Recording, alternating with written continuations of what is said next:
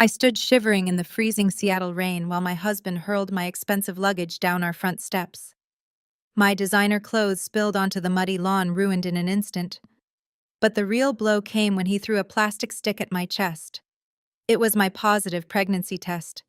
He pointed a finger in my face and screamed that he had a vasectomy 3 years ago, declaring he would never raise another man's bastard. He locked me out, convinced he was the victim, clearing the house for a reason I had yet to discover.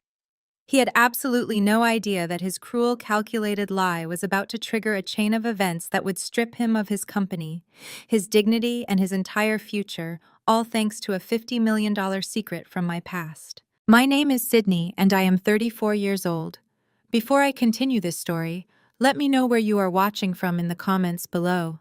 Hit like and subscribe if you have ever had your trust entirely broken by the person you loved most, only to rise from the ashes stronger than before. Growing up in the foster system taught me how to survive, but absolutely nothing prepared me for the devastating betrayal I experienced on that stormy Tuesday night.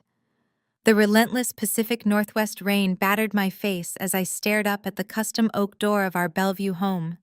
It was the house I had spent my hard-earned money decorating using my income as a public relations consultant to turn a sterile property into a warm, inviting sanctuary. Now I was standing on the flooded driveway, watching the man I had loved for 5 years destroy everything we had built together. Trent. My 36-year-old husband stood on the covered porch. The warm glow of the exterior lights illuminated his handsome face, which was currently twisted into a mask of pure, unadulterated rage. He grabbed my heavy leather suitcase by the handle and swung it wildly. The zipper burst open upon impact with the concrete walkway. Silk blouses, cashmere sweaters, and carefully tailored slacks scattered across the wet grass, instantly soaking up the mud and freezing water. I tried to step forward, my hands raised in a desperate pleading gesture. "Trent, please stop. What are you doing? Let us go inside and talk about this.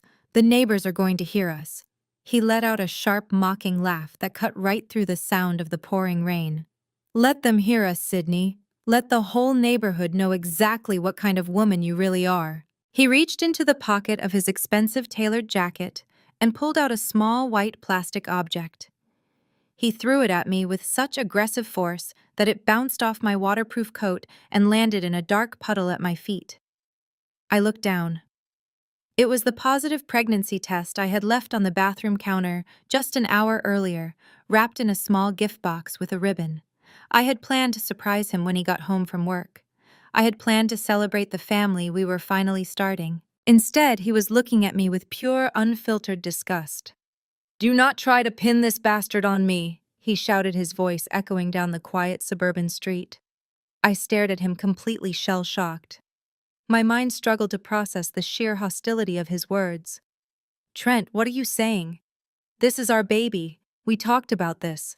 He took a menacing step toward the edge of the porch, his fists clenched at his sides. "Stop lying to my face, Sydney. I had a vasectomy 3 years ago. I never reversed it. There is absolutely no biological way that the child in your stomach belongs to me. So tell me, which one of your wealthy public relations clients have you been sleeping with?" The air was violently knocked out of my lungs. The accusation was so absurd, so entirely disconnected from reality, that for a brief second I thought he was experiencing some kind of mental break. I wiped the freezing rain from my eyes, desperately trying to reason with the man towering above me. "Trent, you know exactly how I got pregnant. We did a cycle of in vitro fertilization 2 years ago. We froze 3 perfectly healthy embryos. I told you last month that I was scheduling the transfer. I asked you to come to the clinic with me. I remembered that day perfectly. I had stood in our kitchen holding the clinic brochures, practically begging him to join me for the appointment. He had barely looked up from his laptop, claiming he had an urgent corporate audit to prepare for, and told me to just handle the medical appointments myself. He scoffed, shaking his head with exaggerated disbelief. "You really think I am that stupid I called the clinic, Sydney? They told me you never showed up for any transfer. You are making up this elaborate lie to cover up your disgusting affair, and I am not going to stand here and let you make a fool out of me." My heart hammered violently against my ribs. None of what he was saying made any sense. I had been at the clinic. I had the medical records, the receipts, the discharge papers. I reached into my coat pocket to grab my phone, intending to pull up the secure patient portal to prove it to him right then and there. Look at my medical portal, Trent. The transfer was completed on the 14th. Dr. Aris performed it himself. Just look at the screen. I walked up the bottom step, holding out my glowing phone, but before I could even show him the display, he violently swatted my hand away. The phone flew out of my grasp and clattered brutally down the concrete stairs, the screen shattering into a spiderweb of useless glass. "I do not need to look at your fake evidence," he snarled, his eyes narrowing with a terrifying cold calculation. "I know the truth. You are a cheater, a liar, and a fraud. I am filing for divorce first thing tomorrow morning." He turned around, picked up the final cardboard box of my belongings from the entryway, and dumped it unceremoniously onto the porch. Books, high-end cosmetics, and my favorite coffee mug shattered against the hard surface, sending ceramic shards flying into the rain. "This is my house," Trent yelled, pointing a rigid finger directly at my face. "My name is on the deed, and you have exactly 0 rights to be here. Leave your keys on the mat. If you try to come back inside, I will call the police and have you arrested for trespassing." I stood there paralyzed by the sudden, overwhelming violence of his rejection. This was the man who had promised to protect me. The man I had financially supported through his grueling corporate promotions, the man whose empty house I had turned into a beautiful home. Now he was looking at me like I was an enemy he needed to eradicate. My hands trembled uncontrollably, not just from the biting cold of the Seattle storm, but from the massive, cruel mistake he was making. I knew the truth. I knew the baby growing inside me was absolutely his. I knew I had never been unfaithful for a single second of our entire marriage. As a public relations consultant, I made a living analyzing human behavior, detecting lies, and managing corporate crises. I knew exactly what a fabricated narrative looked like. And looking into Trent's eyes, a sickening realization washed over me. He was not a heartbroken husband discovering a betrayal. He was a man executing a meticulously planned exit strategy. The rage was entirely performative. The vasectomy claim was a calculated weapon. He stepped back inside the warm, dry foyer and grabbed the heavy brass handle of the front door. "Have a nice life, Sydney. Try to find a fool who actually wants to raise another man's mistake." The heavy oak door slammed shut with a sickening thud. The deadbolt clicked into place, echoing loudly in the damp night air. I was left entirely alone in the dark, soaking wet, staring at the ruins of my marriage scattered across the muddy lawn. I had no idea that Trent was actively clearing me out of the house for a very specific, sinister reason. But as I stood there in the pouring rain, wrapping my arms around my stomach to protect the tiny life inside me, a quiet, terrifying resolve began to take root in my chest. He had just made the biggest miscalculation of his life. The heavy deadbolt clicked, echoing loudly, just moments after Trent had locked me out. The oak door swung open again, casting a long, mocking shadow across the flooded walkway. I briefly thought Trent had come to his senses. I stepped forward, rain dripping from my eyelashes, ready to explain the clinic protocols, the embryo transfer, the scientific facts he was so deliberately ignoring. But Trent was not alone. Stepping onto the covered porch, holding a steaming mug of tea as if she were watching a theatrical performance, was his 62-year-old mother, Patricia. Right behind her hovered Courtney, his 32-year-old sister, wearing a smug, satisfied grin that mirrored her brother perfectly. They had been inside the entire time. They had listened to him throw my belongings into the mud and accuse me of infidelity, and they had done absolutely nothing to stop it. "Patricia," I gasped, my voice hoarse from the freezing wind. "Tell him he is making a mistake. You know we froze embryos 2 years ago. You were at the hospital with us when they retrieved them. You know this baby is his." Patricia took a slow, deliberate sip from her mug. Her perfectly coiffed silver hair remained untouched by the storm raging just feet away from her. She looked down at me, her gaze sweeping over my ruined clothes and my shattered phone on the concrete stairs. "Do not drag me into your disgusting lies, Sydney," Patricia said, her voice dripping with venom. "Trent told us you canceled the transfer. He told us you have been acting erratically, staying out late, working with those high-profile male clients of yours. We all know what happens in the public relations industry. You are a career-obsessed woman who finally realized her biological clock was ticking and panicked. I stared at her, the betrayal compounding with every syllable she uttered. They were actively rewriting history. Courtney stepped forward, leaning against the doorframe, crossing her arms over her expensive cashmere sweater. "Just give it up, Sydney," Courtney sneered. "My brother is too smart to fall for your trap. He had the vasectomy to ensure you could not trap him with a pregnancy when your PR business inevitably went under. You thought you could sleep around, get pregnant, and use our family wealth to secure your future. It is pathetic." I shook my head, my mind spinning from the sheer audacity of their gaslighting. What family wealth? I demanded, the shock finally giving way to a burning white-hot anger. I paid for the renovation of this entire house. I funded Trent's lifestyle while he was a junior associate. I built my agency from the ground up while you, Courtney, have lived off your husband's paycheck for a decade. Patricia slammed her mug down on the patio table. "How dare you speak to my daughter that way?" Patricia hissed, her face contorting with rage. "I told Trent from the very beginning that marrying a nobody with no family background was a massive mistake. You grew up in the foster system. You have no pedigree, no class, and no concept of loyalty. You are just a stray dog he brought home, and now you are biting the hand that fed you. We allowed you into our family, and you repaid us by cheating on my son and trying to pass off a bastard child as a rightful heir." Trent stepped in front of his mother and sister, puffing out his chest, completely emboldened by his toxic audience. "Let us make one thing perfectly clear, Sydney. I am filing for divorce first thing tomorrow morning, and I am keeping the house. You foolishly agreed to leave your name off the deed to secure a better mortgage rate because of your student loans.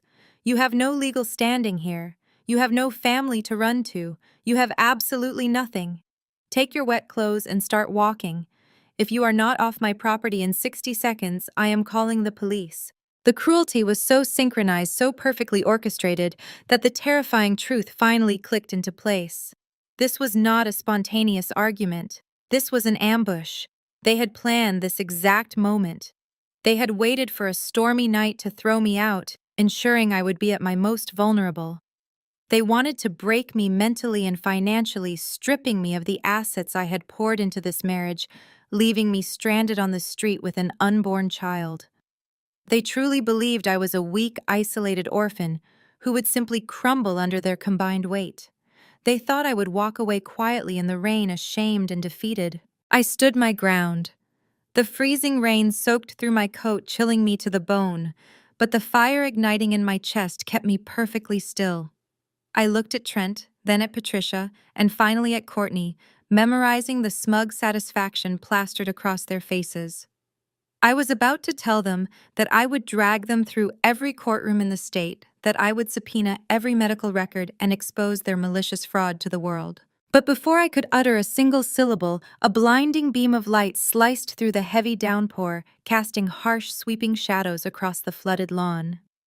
The low, unmistakable purr of a high-performance engine cut through the sound of the crashing rain.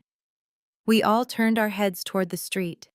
A sleek, midnight black luxury sedan was gliding smoothly up our long driveway, its tires slicing through the deep puddles with arrogant ease. It was a vehicle that cost more than Trent's entire annual salary, a car that commanded immediate attention and respect. The vehicle rolled to a smooth stop right behind my ruined luggage. The headlights illuminated the rain-soaked driveway, freezing Trent, Patricia, and Courtney in their tracks. The smug grins melted off their faces, replaced instantly by utter confusion. The heavy engine idled quietly, vibrating with raw power as the passenger side door slowly began to open. The heavy engine idled quietly, vibrating with raw power as the passenger side door slowly began to open. But before the occupant could step out into the violent storm, the front door of the house was pushed open even wider. Jamal rushed onto the porch.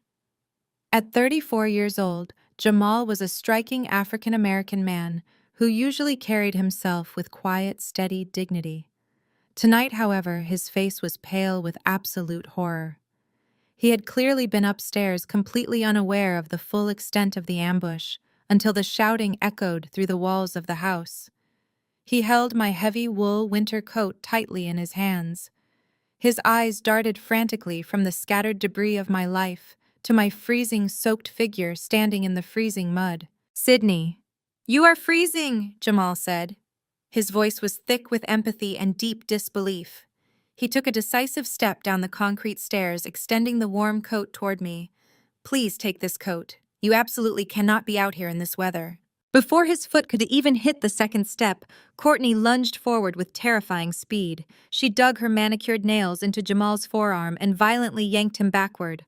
"What do you think you are doing?" she shrieked, her face twisted with ugly territorial rage. "Do not give that cheating fraud a single thing from this house. She is trespassing on our property." Jamal stumbled back, his jaw tightening as he looked at his wife. "Courtney, look at her," he pleaded, dropping his voice to a desperate, urgent whisper. "She is pregnant. She is freezing in the rain. This is completely insane. You cannot just throw her out into a severe storm like this." Trent whipped around, pointing his finger directly at Jamal's chest. "You better remember exactly who signs your paychecks," Jamal Trent threatened. His voice dropped to a lethal, calculating volume. "You are the chief accountant at my company. You live in a house I helped finance for my sister. If you hand that woman that coat, you can clear out your desk on Monday morning and join her on the street. Do not test me tonight." I watched the fight instantly drain from Jamal's eyes. The threat was a direct, devastating hit to his livelihood and his marriage. He was trapped in their toxic web, entirely dependent on Trent's corporate payroll to survive and provide for his own family. He looked down at the wool coat in his hands, his knuckles turning white from his grip, and then he slowly lowered his head in crushing shame. He stepped back into the shadows of the porch, physically unable to meet my gaze. I did not blame him at all. I knew exactly how ruthlessly Trent and Patricia punished anyone who dared to defy their twisted family loyalty. With Jamal effectively silenced, the family turned their eager attention back to the sleek Mercedes idling in our driveway. A driver in a sharp black suit rounded the hood and opened an oversized umbrella, holding it carefully over the passenger side. A pair of red stiletto heels stepped onto the wet asphalt, followed by the rest of Bianca.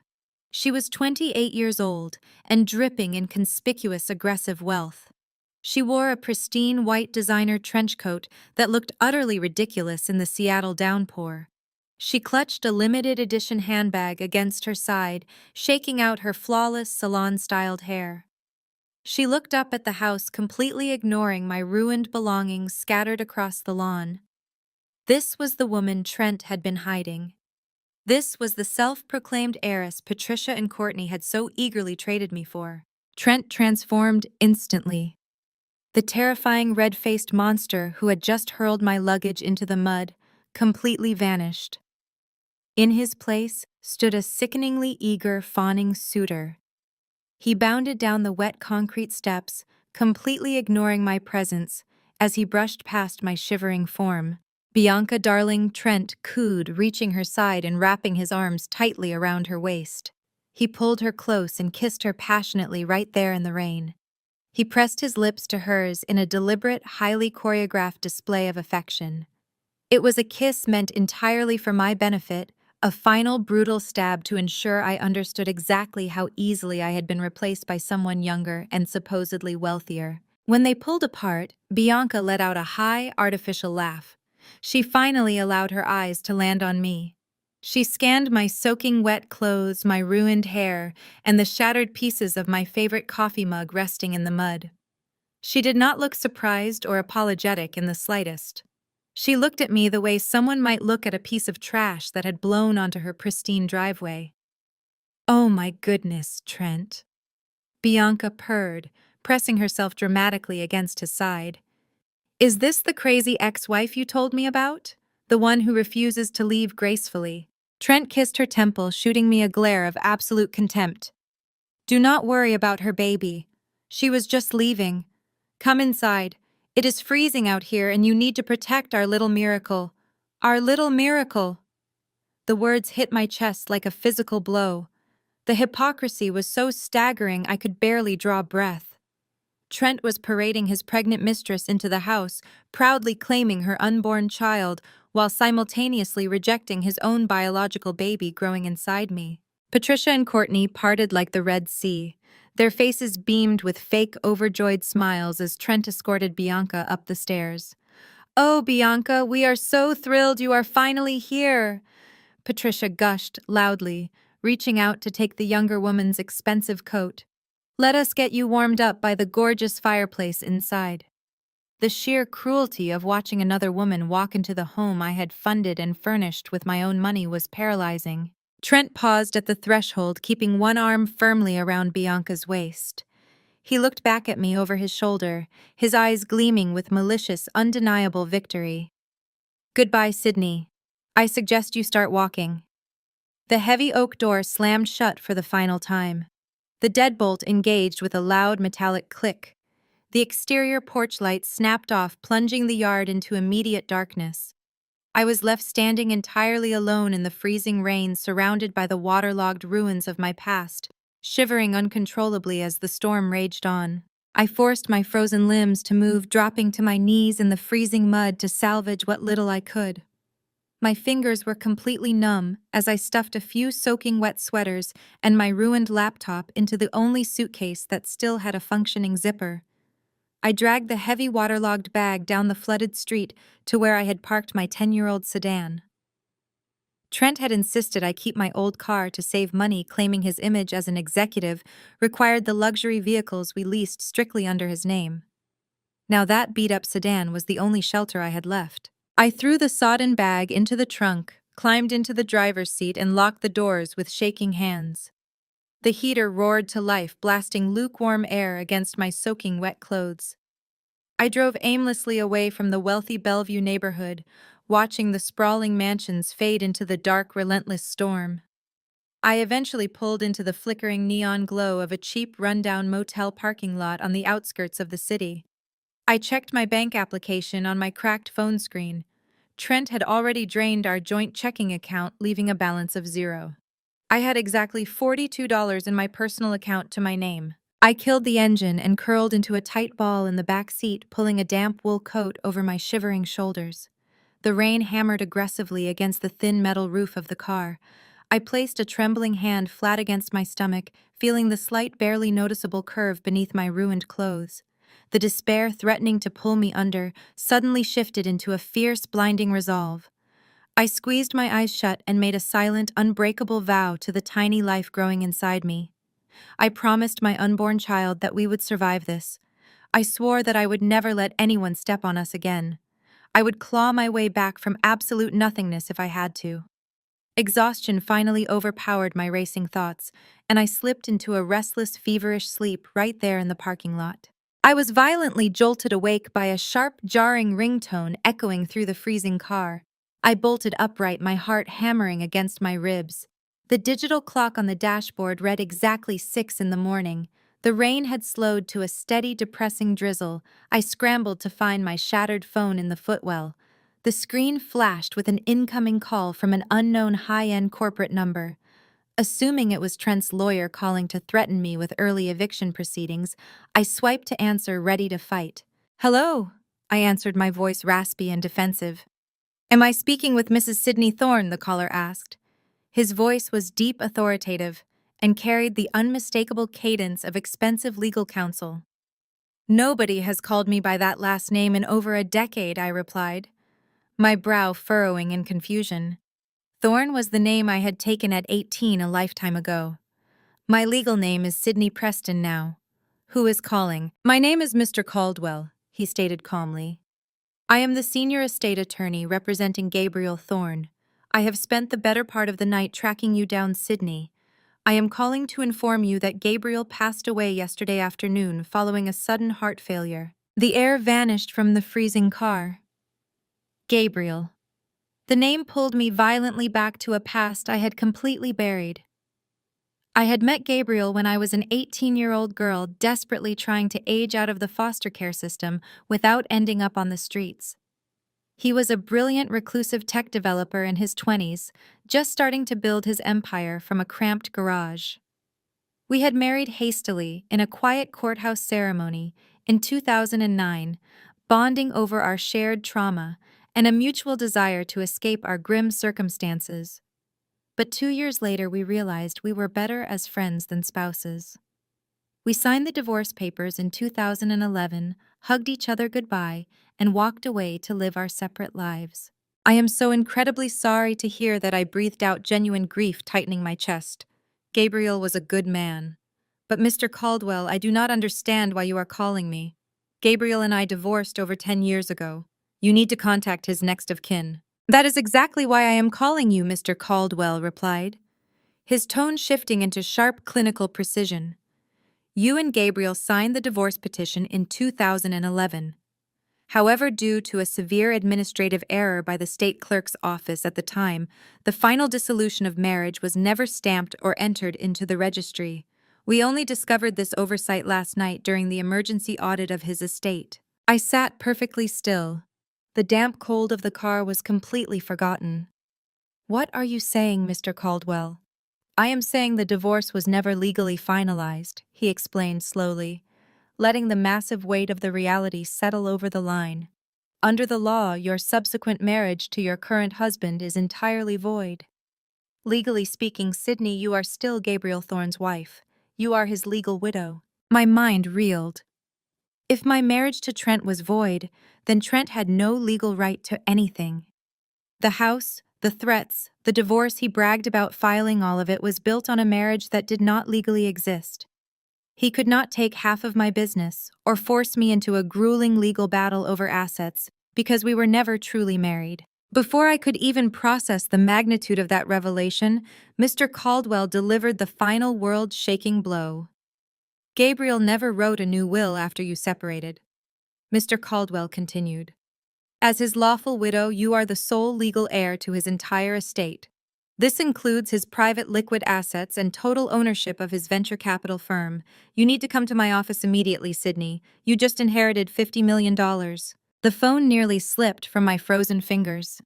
$50 million. The number echoed in the cramped, damp interior of my beaten sedan like a transmission from another universe. I stared blankly at the fogged windshield, trying to reconcile the freezing reality of my current homelessness with the astronomical figure Mr. Caldwell had just spoken. Gabriel, the quiet, brilliant boy who had once shared cheap ramen with me in a tiny studio apartment, had built an empire and left the keys entirely to me. I need you to come to my office at the Columbia Center immediately, Sydney. Mr. Caldwell instructed, his voice cutting through my shock with practiced authority. We have extensive paperwork to review, and the board of his venture capital firm is already demanding answers regarding the succession plan. I will have my security team clear you through the private parking garage. I looked down at my mud-stained coat and ruined shoes. I am currently sitting in a motel parking lot in wet clothes. I said, my voice shaking as the adrenaline began to wear off. The man I thought was my husband threw me out last night. I do not exactly look like the CEO of a $50 million estate right now. Mr. Caldwell did not miss a single beat. You are the sole owner of Thorne Capital Sydney. It does not matter if you walk into my office wearing a garbage bag. You own the building. I will see you in 20 minutes. He ended the call. I sat in the suffocating silence of my car for a long moment, my hands resting protectively over my stomach. Trent had thrown me away like trash, confident that I had no resources, no family, and no power to fight back. He had paraded his mistress into my home, certain he had orchestrated the perfect, devastating victory. He had no idea that his cruelty had merely pushed me out the door just in time to catch a golden parachute. I started the engine, the aggressive roar of the old sedan sounding surprisingly triumphant, and drove straight toward downtown Seattle. The Columbia Center loomed against the gray morning sky. Following Caldwell's instructions, I bypassed the main lobby and drove into the secured underground garage where a private elevator awaited me. When the polished steel doors opened on the top floor, I stepped into a breathtaking expanse of floor-to-ceiling glass overlooking the Puget Sound. Mr. Caldwell was waiting for me. He was a distinguished man in his 60s with sharp, intelligent eyes that sized me up instantly. He did not judge my disheveled appearance. Instead, he offered a respectful nod and ushered me into a massive conference room. On the mahogany table sat a stack of thick legal binders. He walked me through the impossible reality step by step. He produced the original 2009 marriage certificate, complete with Gabriel's unmistakable signature, followed by the 2011 divorce petition that lacked the crucial judicial stamp. Because Gabriel had died intestate, meaning without a formal will updating his beneficiaries, the state law automatically diverted his entire estate to his legal spouse. That was me. Your subsequent marriage to Trent is legally classified as void ab initio, Mr. Caldwell explained, tapping a manicured finger against a thick legal textbook. It means invalid from the start. You do not need a divorce from Trent because in the eyes of the law you were never married to him. He has zero claim to this $50 million estate, and furthermore, any marital assets you supposedly shared with him are subject to immediate separation under fraud statutes since he entered the marriage under false pretenses. A cold, sharp wave of satisfaction washed over me. Trent thought he had stripped me of my home and my dignity. He thought he held all the legal cards. In reality, he was legally nothing to me. However, Mr. Caldwell continued, his tone shifting into something significantly more intense. The $50 million in liquid assets and real estate is only one half of the equation. The other half is Thorn Capital, Gabriel's venture capital firm. As the sole heir, you are now the majority shareholder and acting CEO. Last night, when I realized you were the beneficiary, I took the liberty of auditing the firm's primary debt portfolio to prepare you for immediate business operations. Mr. Caldwell slid a sleek black folder across the polished mahogany table. It stopped right in front of me. I opened the cover. The logo on the first page made the breath catch in my throat. It was the corporate crest of Trent's company. The very same company where he served as a senior executive and where Jamal worked as the chief accountant. I looked up, my heart hammering a chaotic rhythm against my ribs. What is this, Mr. Caldwell? That is a detailed financial report on one of Thorn Capital's largest and currently most problematic debtors, he replied smoothly. Your former partner's company took out a massive operational loan from Gabriel's firm 2 years ago to fund their aggressive expansion. They have defaulted on their last 3 payments. Their business is currently bleeding cash at an unsustainable rate. Mr. Caldwell leaned forward, resting his hands on the table. Yesterday afternoon, mere hours before Gabriel passed away, their CEO submitted a desperate plea for a $5 million loan extension. If Thorn Capital denies this extension and calls in the debt, that company will be forced to file for Chapter 11 bankruptcy by next Friday. The executive board, including your former partner, will lose everything. Their assets will be liquidated, and their equity will be rendered entirely worthless. I stared at the financial spreadsheets, the numbers blurring together as the astronomical weight of the situation finally settled over me. Trent had kicked me out into the freezing rain, boasting about his corporate salary, his house, and his untouchable status. He had threatened Jamal's job to force him into submission. He had paraded Bianca around, promising her a life of limitless luxury funded by his executive paycheck. They all believed they held the high ground. They believed they had won. But as I sat in that sky-high conference room, looking at the exact documents that dictated whether Trent's company survived the week or collapsed into absolute ruin, a slow, dangerous smile spread across my face. Trent was not untouchable. His entire existence, his career, his wealth, and his arrogant pride were currently balancing on the edge of a cliff. And I was the one holding the absolute power of life and death over his entire future. I stared at the pristine pages of the financial report, tracing the crisp black ink that spelled out the impending doom of my soon-to-be ex-husband. The sheer poetry of the situation was almost too perfect to comprehend. Trent had spent years mocking my career, calling my public relations firm a cute little hobby, while he paraded around in custom suits paid for by a company that was secretly drowning in debt. He had built his entire identity on the illusion of corporate supremacy. Now I was looking at the exact mathematical formula that proved he was nothing more than a desperate man dancing on a financial landmine. Mr. Caldwell. I said, my voice steadying as the initial shock gave way to absolute ice-cold clarity. Tell me exactly how this loan is structured. If Thorn Capital denies this $5 million extension, what happens to Trent personally? I do not care about the nameless executives on his board, but I need to know precisely how much damage this inflicts on him. Mr. Caldwell leaned back in his leather chair, a faint glimmer of professional respect shining in his eyes. He opened a secondary file and slid a highlighted contract toward me. Gabriel was a notoriously ruthless investor, Sydney. He rarely handed out unsecured cash. When Trent's company took this initial loan, the executive board was required to put up their personal equity as collateral to secure the funding. Trent leveraged every single share he owns in that company to guarantee his portion of the debt. I read over the highlighted paragraphs, my eyes scanning the dense legal jargon. So if they default on the payments, Thorn Capital does not just force them into bankruptcy. We get to seize their assets. Exactly, Mr. Caldwell confirmed with a sharp nod. If you deny the extension and call in the debt, the company defaults immediately. The corporate accounts will be frozen by the end of the business day. But more importantly, the collateral clause is triggered. Trent's equity shares will be legally transferred directly to Thorn Capital to satisfy the outstanding balance. He will be stripped of his title, his salary, and his entire net worth in a matter of hours. He will leave that building with nothing but a cardboard box. A cardboard box.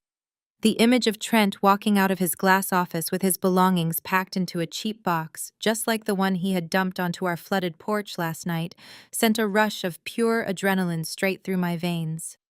He had kicked me out to make room for Bianca, banking on his executive salary to fund their new life together. He had threatened Jamal, holding his paycheck hostage to force my brother-in-law into silent compliance. Trent believed money gave him the ultimate authority to destroy people without consequence. Where do I sign? I asked, reaching for the silver pen resting in the center of the mahogany table. Mr. Caldwell pushed a towering stack of legal binders toward me, opening the first one to a page marked with a red tag. By signing these documents, you are officially accepting the inheritance of Gabriel Thorne's estate. You are assuming the role of majority shareholder and acting chief executive officer of Thorn Capital. You will have immediate unrestricted access to the $50 million in liquid funds, as well as total executive authority over the firm's entire lending portfolio. I took the heavy silver pen and pressed the tip to the thick paper. My hand did not shake. I signed my name over and over again, binding myself to the empire Gabriel had built. With every stroke of the pen, the frightened, freezing woman who had slept in a motel parking lot faded further into the past. I was no longer a victim. I was the apex predator in a corporate jungle Trent thought he ruled. Once the final signature was complete, Mr. Caldwell carefully gathered the binders. Congratulations, Madam CEO. The estate is yours. Now, regarding the $5 million loan extension request from your husband's company, would you like me to draft the denial letter and initiate the asset seizure immediately? We can have them in bankruptcy court by Monday morning. I looked out the floor-to-ceiling windows at the sweeping Seattle skyline, watching the rain clouds slowly begin to break apart over the Puget Sound. If I pulled the plug right now, Trent would be destroyed today. But an immediate execution was far too merciful for what he had done to me. If we denied the loan outright, he might panic and find a predatory lender to bail him out at the last second. He might scramble and find a way to survive. I did not want him to survive. I wanted him to feel secure right up until the very moment the floor collapsed beneath his feet. No, I said softly, turning back to face my lawyer. Do not deny the extension yet. I want to set a trap. Send their board of directors an official notice that Thorn Capital is undergoing a sudden transition of leadership due to unforeseen circumstances. Tell them the new CEO has placed all loan extensions under an indefinite executive review. Mr. Caldwell raised an eyebrow, a knowing smile playing on his lips. You want to string him along. You want him to sweat. I want him to bleed out slowly. I corrected my tone devoid of any hesitation. Let Trent believe the money is still coming. Let him keep making promises to his mistress and his mother. Let him climb as high as he possibly can so the fall destroys him completely. But while we string his company along, I want to start applying the pressure personally. I pointed to the financial report still resting on the table. Trent uses a corporate credit card for his personal expenses. He charges expensive dinners, luxury hotel stays, and lavish gifts to his executive expense account, claiming them as client entertainment. As the primary creditor auditing their failing business does, Thorn Capital have the authority to flag and freeze discretionary corporate spending. Mr. Caldwell tapped his chin thoughtfully. Given their current default status and the executive review clause you just activated, absolutely. We can freeze their corporate credit lines within the hour, under the guise of an operational audit. Do it, I commanded. Freeze every single corporate card issued to their executive board. I want Trent's financial oxygen cut off today. I stood up from the massive leather chair, suddenly hyper-aware of my ruined, mud-stained coat and damp hair. I had the power, the money, and the strategy to completely dismantle the people who had tried to bury me. But if I was going to wage this war, I could no longer look like the broken wife who had been thrown out in the rain. I needed to look like the $50 million nightmare they were about to face. I thanked Mr. Caldwell, took the limitless black card he handed me, and prepared to transform myself. Stepping out of the private elevator and into the crisp Seattle air, I felt the heavy weight of the black titanium card pressing against my palm. It was not just a piece of metal. It was an absolute weapon. I walked away from the Columbia Center and headed straight toward the upscale retail district. The rain had completely stopped, leaving the city streets slick and gleaming under the breaking sunlight. People cast sideways glances at my ruined, mud-caked coat and disheveled appearance, but their judgment no longer held any power over me. I was a $50 million ghost walking among them. I walked through the towering glass doors of a flagship designer boutique. A perfectly groomed sales associate immediately stepped forward, her eyes darting to my filthy shoes with barely concealed disdain. She opened her mouth, likely to direct me to a public restroom or politely ask me to leave. I did not give her the chance to speak. I handed her the titanium card. I need a complete wardrobe replacement, I said, my voice projecting absolute authority. Everything from undergarments to outerwear. I want sharp lines, structured blazers, and impeccable tailoring. We are starting from scratch, and I have zero patience for delays. The associate glanced at the card, recognizing the exclusive insignia of unlimited wealth. Her condescension evaporated instantly, replaced by panicked, fawning subservience. She ushered me into a private VIP fitting room, bringing out racks of pristine, high-end garments. I stripped off the damp, freezing clothes from the night before and let them fall into a pathetic pile on the plush carpet. That was the old Sydney. That was the woman who begged a manipulative monster for basic human decency. I stepped into a tailored emerald green suit that fit like second skin. The sharp shoulders and cinched waist commanded respect. I paired it with sleek black stiletto heels that echoed with power every time I took a step. I purchased cashmere coats, silk blouses, and Italian leather handbags, replacing my entire existence with items that radiated undeniable success. I also selected a heavy diamond-encrusted watch, snapping it around my wrist as a physical reminder that my time of being a victim was officially over. When the associate handed me the receipt, the astronomical total did not even make me blink. I told her to throw my old clothes directly into the dumpster out back. Next, I walked into the most exclusive salon in the downtown corridor. I demanded an immediate appointment, and the titanium card easily bypassed their 6-week waiting list. A team of stylists went to work. They washed away the freezing rain, the mud, and the exhaustion of the past 24 hours.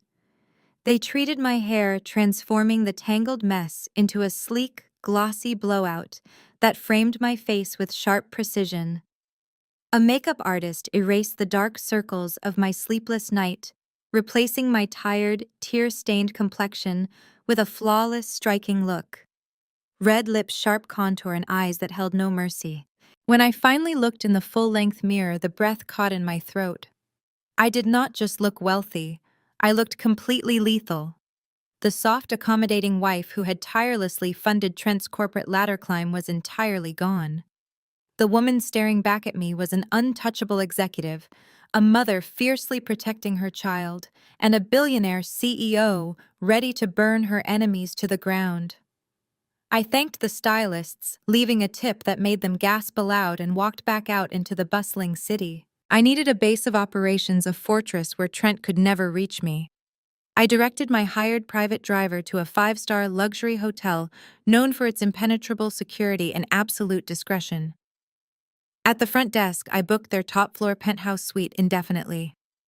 I explicitly instructed the concierge that my name was to remain strictly confidential and that no visitors were allowed without my direct verbal authorization. The manager personally escorted me to the private elevator. When the doors opened into the penthouse, I was greeted by sweeping panoramic views of the Seattle skyline and the vast ocean beyond. The suite was a masterpiece of modern architecture featuring a massive marble kitchen, a sunken living area with a modern fireplace, and a master bedroom that felt like an absolute sanctuary. I walked over to the floor-to-ceiling window looking down at the tiny cars navigating the streets below. I placed my hand gently over my stomach, feeling a profound sense of peace wash over me. "We are safe now," I whispered to my baby. "Nobody is ever going to throw us out into the cold again. I promise you that. We have everything we need, and anyone who tries to hurt us will pay the ultimate price." I sank into the plush velvet sofa, finally allowing my body to rest in the quiet, secure warmth of the suite. I had just purchased a brand new encrypted smartphone to replace the one Trent had shattered on the concrete stairs. I set up my new accounts, ensuring my digital footprint was completely secure and detached from any shared plans I previously held with my ex. I was in the middle of syncing my professional business contacts when the pristine screen suddenly flared to life. A notification chimed loudly in the silent room, shattering the perfect tranquility of my new fortress. It was an encrypted, anonymous text message from an unregistered number. I stared at the screen, my heart rate picking up a sudden cautious rhythm. Only my lawyer had this new number. I opened the secure application. The message contained only 2 sentences. "I know exactly what Trent is planning next. Meet me at the Pike Place coffee shop in 1 hour and come alone." I opened the secure application. The message contained only 2 sentences. "I know exactly what Trent is planning next. Meet me at the Pike Place coffee shop in 1 hour and come alone." I stared at the glowing screen, calculating the risks. It could easily be a trap orchestrated by Trent or Patricia to corner me into signing away my rights to the house. But the old Sydney, the one who would have cowered in fear and second-guessed every move, was completely gone. I locked my phone, grabbed my Italian leather handbag, and headed straight for the private elevator. I stepped out onto the bustling Seattle streets, blending seamlessly into the affluent morning crowd. The Pike Place coffee shop was tucked away, in a discreet, dimly lit corner, away from the main tourist traffic. It was the perfect location for a clandestine meeting. I pushed open the heavy wooden door, the brass bell chiming softly above me, and my eyes scanned the dark booths lining the back wall. Sitting in the furthest, most secluded corner, gripping a paper coffee cup with both hands, was Jamal. He wore a heavy dark jacket, the collar pulled up slightly to obscure his face from anyone who might walk by. He looked absolutely exhausted, carrying the heavy physical burden of a man whose conscience had kept him awake all night. I walked over to his booth, my black stiletto heels clicking sharply against the polished concrete floor, commanding the space with every step. When I slid into the leather seat across from him, he looked up and his eyes widened in absolute shock. He took in my structured emerald green designer suit, my flawless blowout, and the diamond watch glinting under the dim cafe lights. This was not the soaking wet, shivering victim he had tried to hand a coat to the night before. Sidney Jamal breathed out, his voice thick with disbelief and overwhelming relief. "You look incredible. I was so worried about you. I thought you were sleeping on the freezing streets. I felt sick to my stomach the entire night." I smiled, a tight, highly controlled expression. "I found a much better arrangement, Jamal. You do not need to worry about me anymore. But why am I here? What do you know?" He looked down at his coffee cup, his broad shoulders slumping with profound shame. First, I need to apologize. I am so deeply sorry for last night. I should have fought Courtney. I should have punched Trent in the jaw and driven you to a hotel myself. I watched them pop champagne and toast to that fake heiress while you were out in the storm. It was the most disgusting display of cruelty I have ever witnessed in my entire life. I held up a hand, stopping his apology before he could spiral further into guilt. You do not owe me an apology, Jamal. I know exactly what Trent held over your head. He threatened your job and your livelihood. You have a family to protect, and Courtney would have made your life a living hell. I am not angry with you. I am angry with them. Jamal shook his head firmly, his expression hardening with newfound resolve. No, it is not just about the job anymore. I am done being a pawn in their toxic games. Courtney and Patricia are absolute vultures, and Trent is a monster. I spent the entire night thinking about how easily he threw you away after everything you did for him, after you funded his entire lifestyle. I realized that if he could do that to his own devoted wife, he would not hesitate to throw me under the bus when his company inevitably collapses. I want out of this family, Sydney, and I want to help you take him down. He reached into his jacket pocket and pulled out a small silver USB drive. He placed it carefully on the table and slid it across the smooth wood until it stopped right in front of me. Take it, he urged, his voice dropping to an urgent, cautious whisper. What is this? I asked, picking up the small metal device. It felt incredibly heavy with implication. That is the internal corporate accounting for Trent's company, Jamal explained, leaning forward so no one else could hear. I am the chief accountant. I have unrestricted access to everything. Trent's business is a complete house of cards, Sydney. He has been cooking the books for over a year, hiding massive operational losses by shifting funds between illegal shell accounts. The company is completely bankrupt. He is desperately waiting on a $5 million loan extension from a venture capital firm to cover up the massive fraud. If they audit him closely, he is going to federal prison. A rush of pure vindictive satisfaction surged through me. Jamal had no idea that I was the very CEO of the venture capital firm currently holding that loan. He had just handed me the exact forensic evidence I needed to bypass a lengthy corporate audit and execute Trent immediately. I could freeze his accounts today, hand this drive over to the federal authorities tomorrow, and watch Trent be hauled out of his glass office in handcuffs. This was the ultimate silver bullet. Jamal, this is incredible, I said, carefully slipping the USB drive into my designer handbag. You are risking everything by giving me this evidence. I will make sure you are fully protected when the fallout hits. You have my absolute word. I gathered my things ready to return to my penthouse and call Mr. Caldwell to initiate the final lethal strike against Trent's company. But as I started to slide out of the booth, Jamal reached out and grabbed my wrist. His grip was tight, desperate, and urgent. His eyes were wide with a disturbing mixture of pity and outrage. Wait, Sydney. Do not leave yet. You need to know the rest. I stopped, settling back into the leather seat. I looked at his terrified expression, suddenly realizing that the corporate fraud was only the tip of the iceberg. What else is there, Jamal? What else did you find in those files? Jamal took a shaky breath, looking me dead in the eyes. The corporate fraud is bad, he said, his voice trembling with the crushing weight of the secret. But that is not the worst part. I broke into his personal files last night looking for offshore accounts. Trent lied to you about the clinic. He lied to you about the argument on the porch. He lied about everything. He stared at my stomach, a look of profound sorrow crossing his face. Trent never had a vasectomy. The words hung in the air between us, heavy and suffocating. I stared at Jamal, processing the sheer magnitude of the betrayal. Trent never had a vasectomy. The accusation on the porch, the shattered pregnancy test, the absolute disgust in his eyes, it was all a meticulously crafted performance. He forged the medical records. Jamal explained, his voice shaking with revulsion. I found an email thread in his deleted folder. He paid off an unethical clerk at a private clinic to generate a fake post-operative report. He knew the baby was his, Sydney. He knew you never cheated. My hands clenched into fists under the table. Why, I demanded, the anger in my chest burning hotter than before. Why go through such an elaborate psychopathic lie just to kick me out? If he wanted a divorce, he could have just asked for one. Because of Bianca, Jamal said, leaning closer. She told Trent she is pregnant too, and she convinced him that she is the sole heir to a massive international mining conglomerate.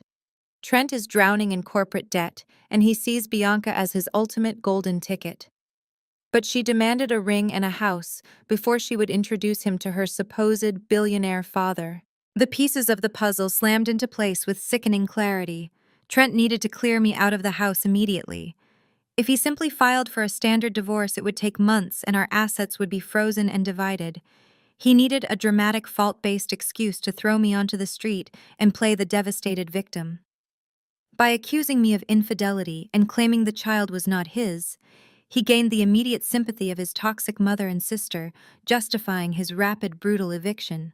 He threw away his loyal wife and his actual unborn child just to chase a non-existent fortune. The sheer greed was almost difficult to comprehend. Jamal checked his watch, his eyes darting toward the cafe entrance. I have to get back to the office before Trent notices I am missing from my desk.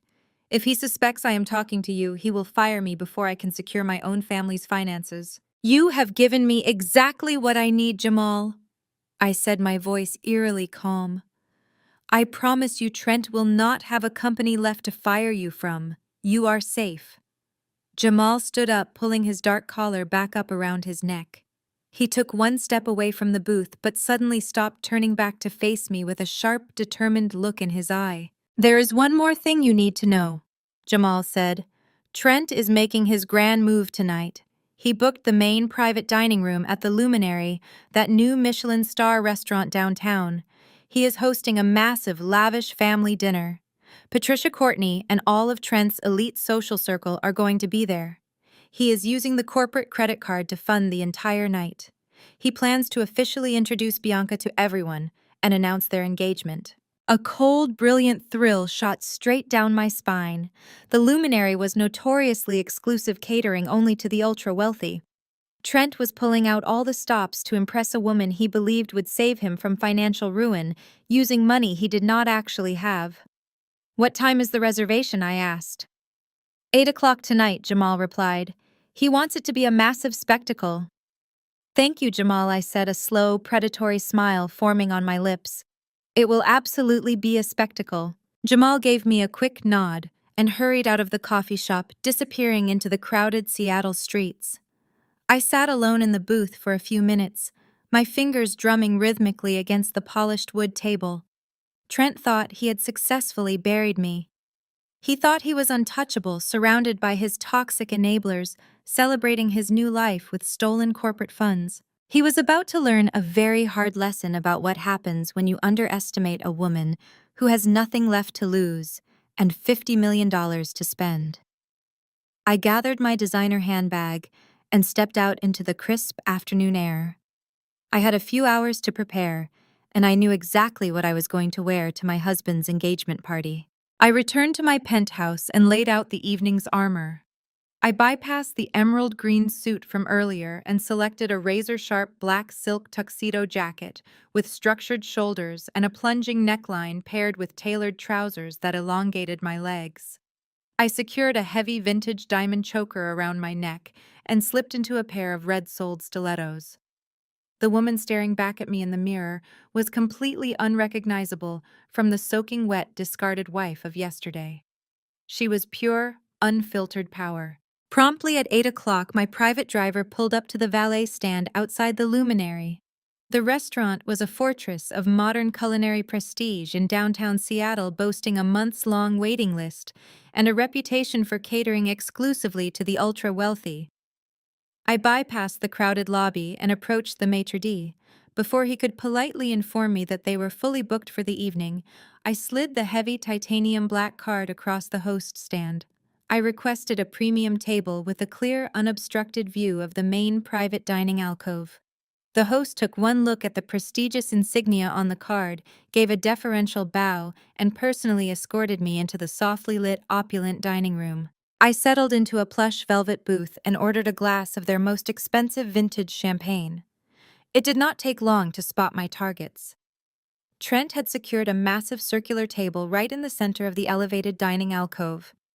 He was holding court loudly, ordering expensive appetizers and boasting to the sommelier about his supposedly refined palate with the unearned confidence of a man spending someone else's money. Beside him sat Bianca, draped in a flashy, overly sequined dress, playing the role of the bored, wealthy heiress to absolute perfection. She laughed artificially at every word Trent said, tossing her hair and flashing a massive, albeit entirely fraudulent diamond ring. Patricia and Courtney flanked them on either side, practically vibrating with obnoxious joy. Patricia was waving her hands around, speaking at a volume entirely inappropriate for a Michelin star establishment, making sure the surrounding tables knew her son was marrying an international mining heiress. Courtney was eagerly nodding along, snapping photos on her phone to document their newfound social climbing. They treated the waitstaff terribly, snapping their fingers and demanding immediate service.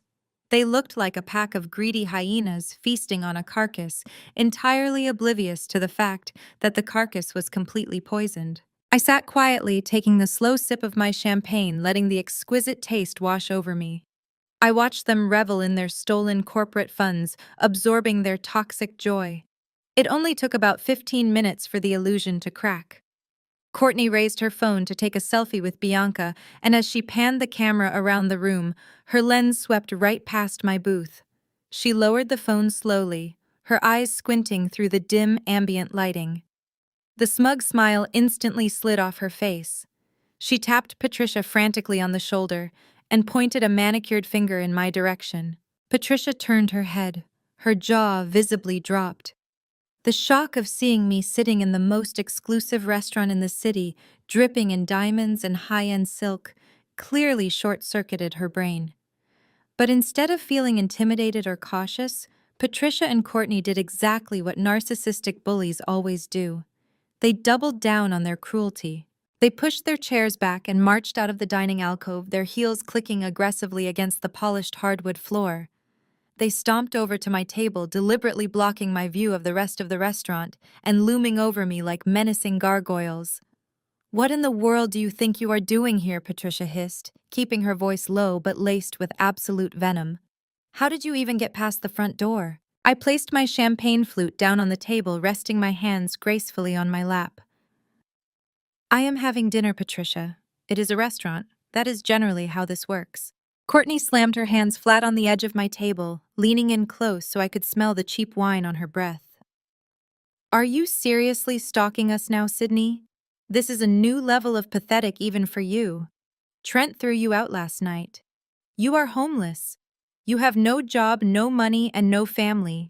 Did you max out your last tragic little credit card just to buy a knockoff suit and follow us here?" I looked at her with pure, unbothered amusement. "You seem highly agitated, Courtney. You might want to lower your voice before security asks you to leave. The luminary has a very strict policy against public tantrums." Patricia scoffed, her face turning an ugly shade of red. "Do not you dare speak to my daughter like that. We know why you are here. You are desperate. You dug through Trent's email or tracked his location just to come here and beg him to take you back. You are trying to sabotage his engagement dinner because you are a jealous, barren failure who could not keep a man." I simply smiled. The old Sydney would have cried. The old Sydney would have absorbed those vile words and let them tear her apart. But the billionaire CEO sitting in this booth felt absolutely nothing but cold analytical pity for the fools standing before her. "I am not here for Trent," I said smoothly, picking up my glass again. "I am simply enjoying a lovely evening, though it is endlessly fascinating to watch you both worship a woman you know absolutely nothing about." Courtney let out a sharp, mocking laugh. "We know Bianca is worth more than you could ever comprehend in 10 lifetimes. You are just a bitter orphan who got kicked back to the gutter where you belong. Get up and leave this restaurant right now, or I swear I will scream and tell the management you are harassing us." Before I could reply to Courtney's childish threat, heavy footsteps approached rapidly from behind them. Trent had noticed his mother and sister missing from the engagement table and had tracked them down. He marched up to my booth, his face twisting into a furious scowl when he recognized me. He was wearing a custom-tailored suit, He had undoubtedly charged to the very corporate account I had frozen just hours earlier. Trent looked at my expensive clothes, my calm demeanor, and the crystal champagne flute resting on the table. His eyes flashed with panicked outrage. He genuinely believed I was a desperate broke woman trying to cause a public scene to ruin his big night and scare away his fake heiress. He reached into his suit jacket, his jaw clenched so tightly a muscle ticked in his cheek. He pulled out a crisp, brand-new $500 bill. He leaned over the table, invading my personal space, his eyes burning with a mixture of hatred and arrogant superiority. He slammed the cash down onto my table with a loud, aggressive smack. He slammed the cash down onto my table with a loud, aggressive smack. The crisp $500 bill sat stark against the pristine white tablecloth, a pathetic green flag of his overwhelming arrogance. Trent leaned over, planting his hands firmly on the edge of the velvet booth. He tried to use his physical size to intimidate me, looming over my dinner space like a schoolyard bully. "Take the money, Sydney," he snarled. He kept his voice to a harsh, jagged whisper, so the surrounding patrons of the Michelin star restaurant would not hear his utter lack of class. "Take the cash and leave this restaurant right now before you scare Bianca. You have made your pathetic little point by stalking us here. Now buy yourself a cheap hotel room for the night and stop embarrassing yourself in front of my family." Patricia and Courtney stood right behind him, their faces glowing with vicious, unearned satisfaction. They looked at the $500 bill as if Trent had just performed an act of supreme benevolent charity. Courtney actually crossed her arms over her chest and let out a soft, mocking sigh. "You should be thanking him on your knees," Courtney chimed in, her voice dripping with thick condescension.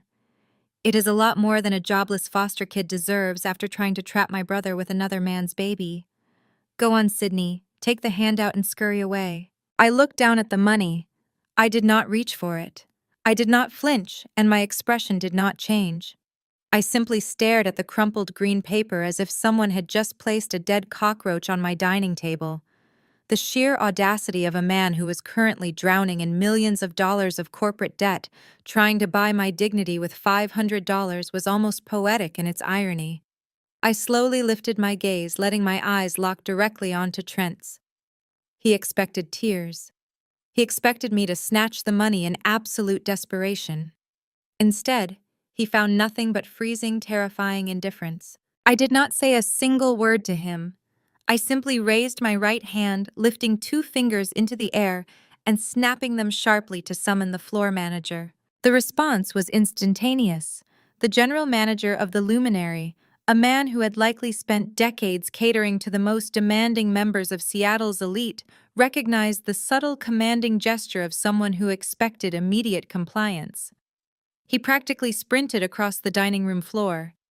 He completely bypassed Trent, Patricia, and Courtney, as if they were nothing more than inconvenient pieces of furniture blocking his important path. "Yes, madam," the manager said, offering a deep, highly respectful bow the moment he reached the edge of my booth. "How may I assist you this evening?" I reached into my silk Italian clutch and slowly pulled out the heavy matte black titanium card. The metallic surface caught the dim ambient lighting of the restaurant, flashing the exclusive invitation-only crest of Thorn Capital. I placed it deliberately on the white tablecloth right next to Trent's pathetic $500 bill. The manager's eyes locked onto the black card immediately.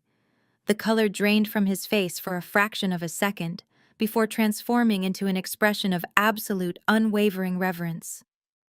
This was a card issued only to the absolute highest echelon of global wealth, a corporate instrument with literally no spending limit. "I am finding the atmosphere in this particular corner of the room to be incredibly cheap and visually offensive," I said.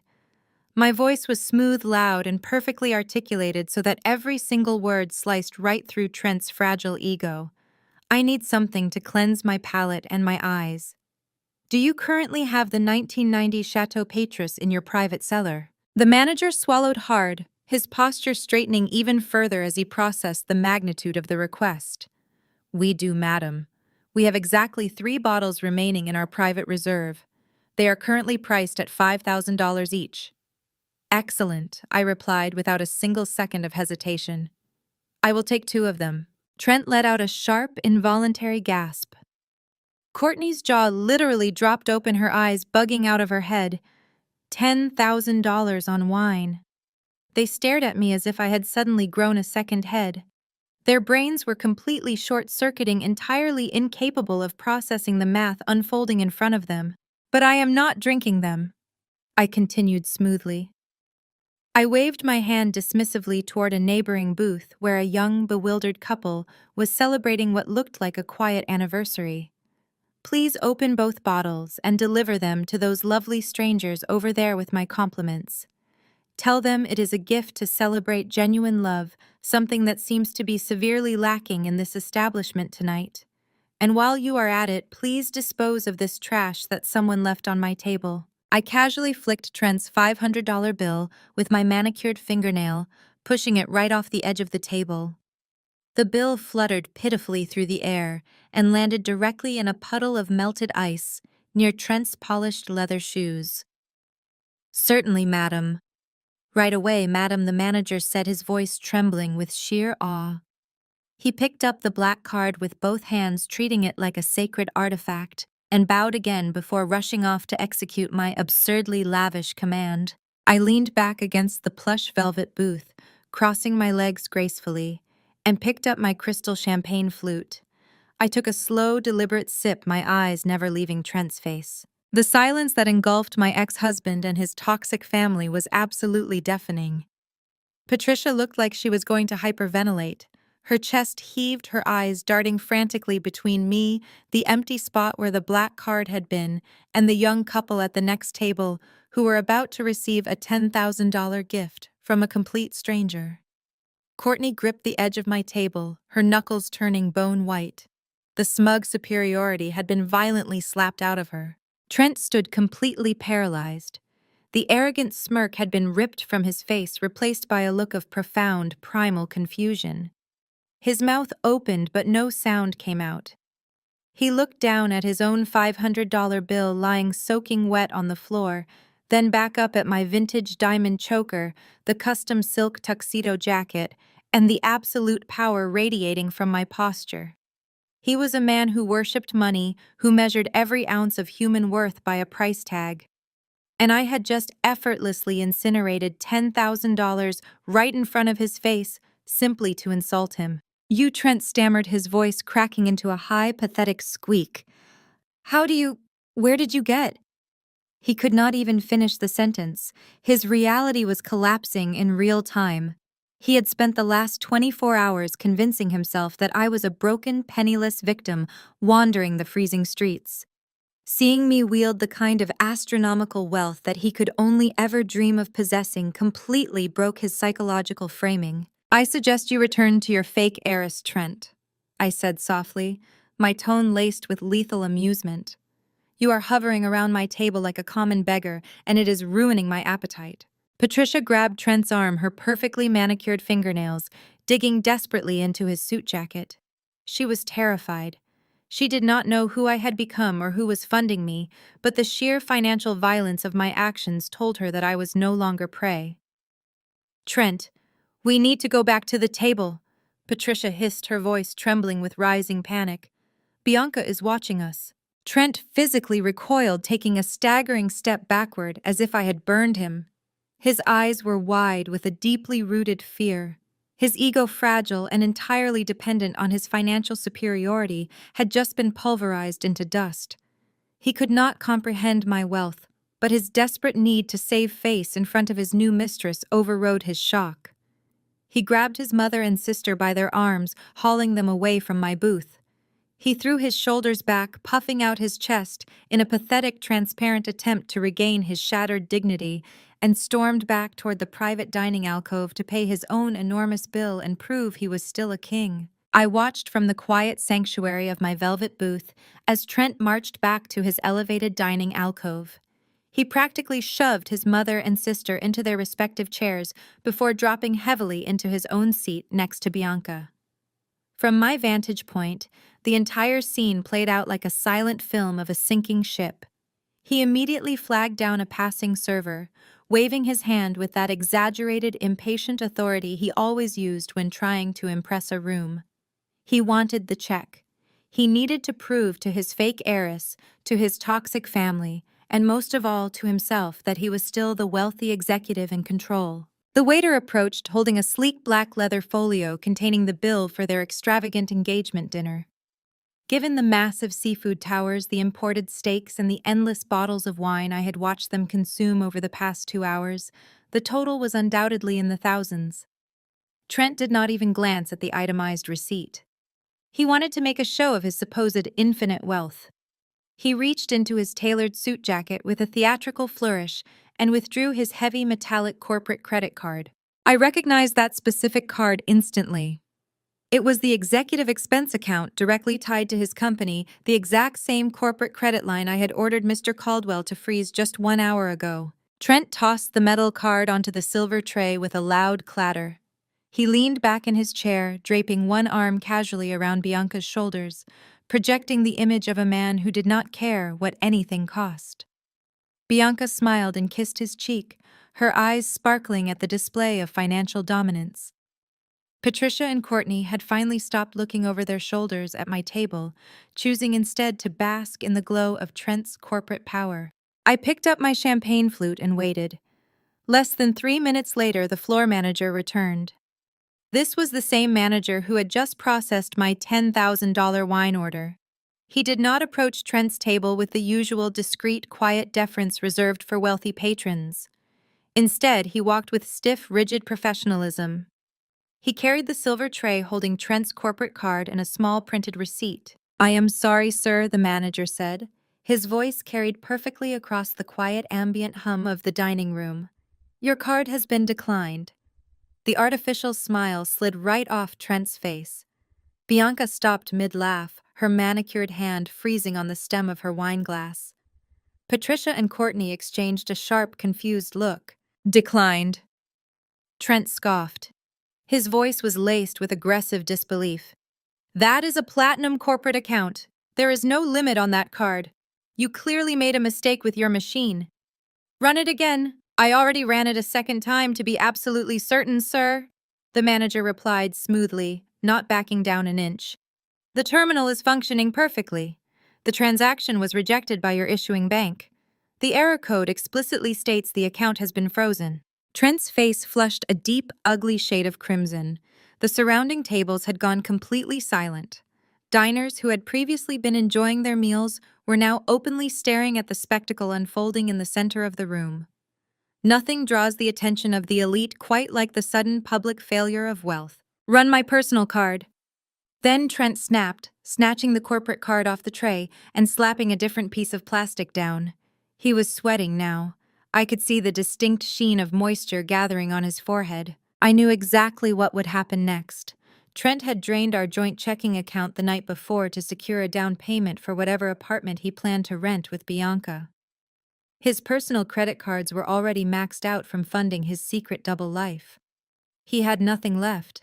He had been relying entirely on his company expense account to fund this lavish lifestyle until his next bonus arrived. A bonus that was never coming. The manager took the personal card and walked back to the terminal. He returned less than a minute later, shaking his head. "I apologize, sir, but this card has also been declined for insufficient funds. Do you have another method of payment for the $4,200 balance?" The words "insufficient funds" echoed through the dining alcove like a gunshot. Bianca physically recoiled from Trent sliding her chair back to put distance between herself and the humiliation. The illusion of her powerful, wealthy fiancé was vaporizing before her eyes. Trent was hyperventilating. He patted his pockets frantically, pulling out his wallet to search for a hidden lifeline that did not exist. The manager stood waiting, his posture completely unforgiving. "Mom," Trent hissed, leaning across the table toward Patricia. His voice was high and panicked, completely devoid of the arrogant swagger he possessed just 10 minutes ago. "Mom, I need you to cover this. My bank must have flagged my accounts for fraud alerts because of the large purchases today. Just pay the bill, and I will wire you the cash tomorrow morning." Patricia looked absolutely horrified.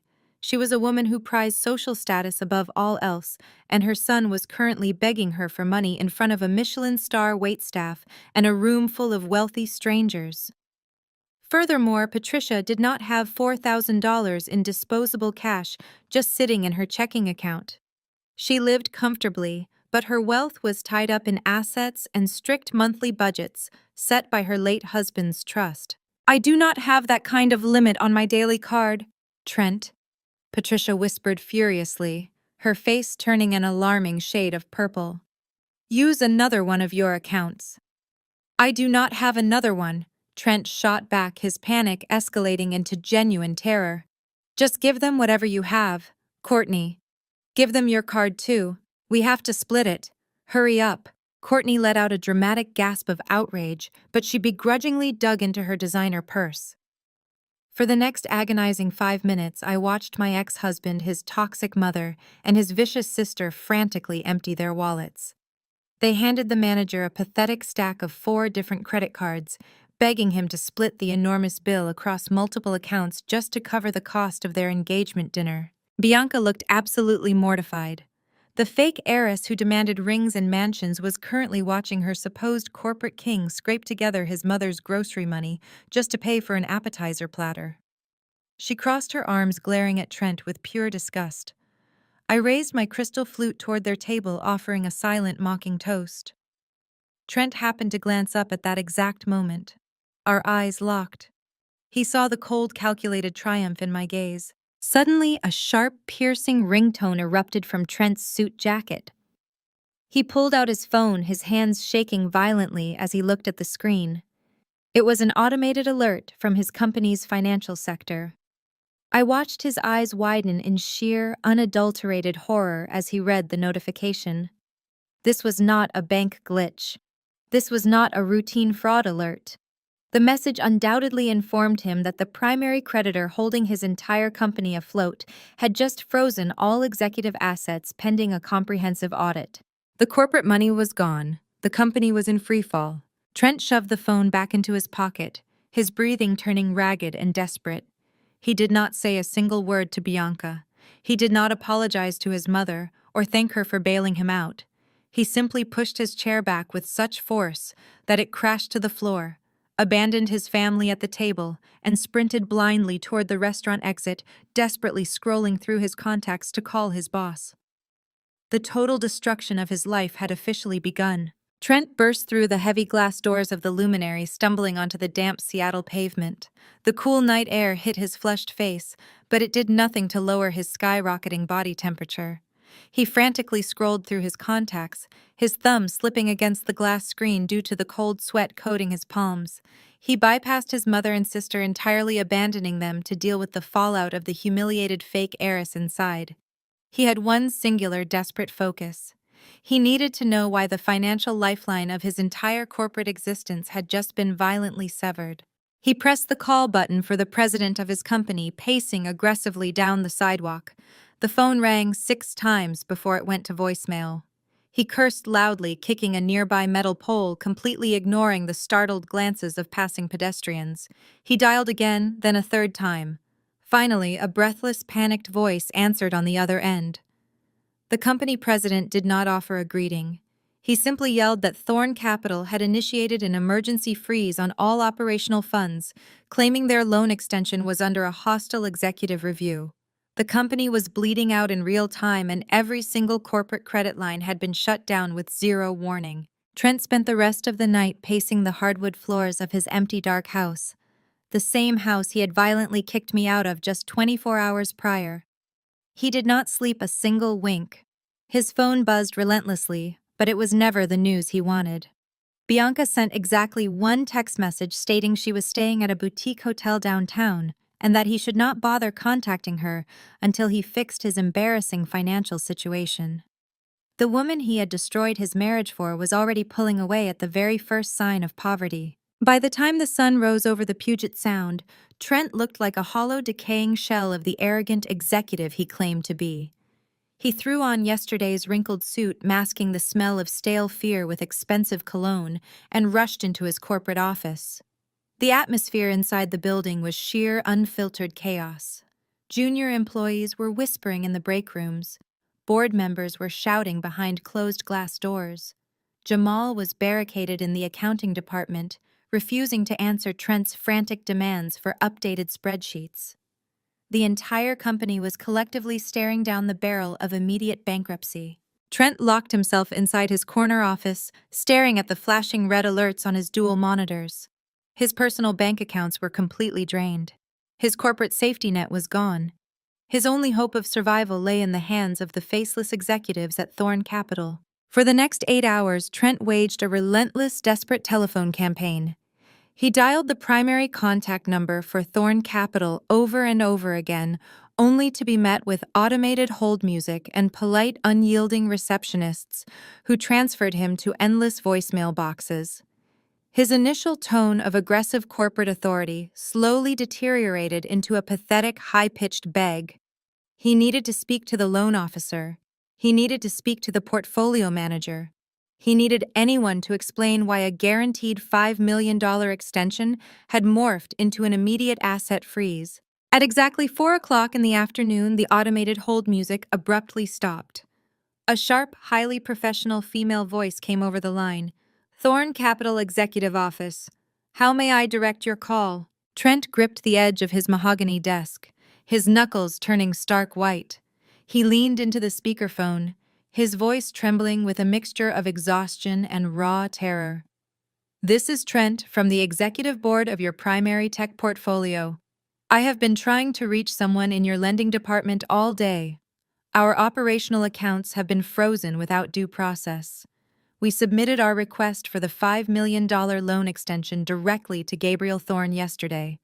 I demand to speak with him immediately to clear up this catastrophic clerical error." There was a brief, chilling pause on the other end of the line. The quiet tapping of a keyboard echoed softly. "I apologize for the confusion, sir," the secretary replied, her tone perfectly devoid of any human empathy. "Gabriel Thorne passed away yesterday afternoon." Trent stopped breathing. The blood completely drained from his face. The man holding his company's entire debt portfolio was dead. For a fleeting fraction of a second, a sick, twisted wave of relief washed over Trent. If the billionaire was dead, the debt collection might be delayed in probate court. They might have months to restructure their finances while lawyers argued over the estate. However, the secretary continued smoothly slicing right through Trent's momentary delusion.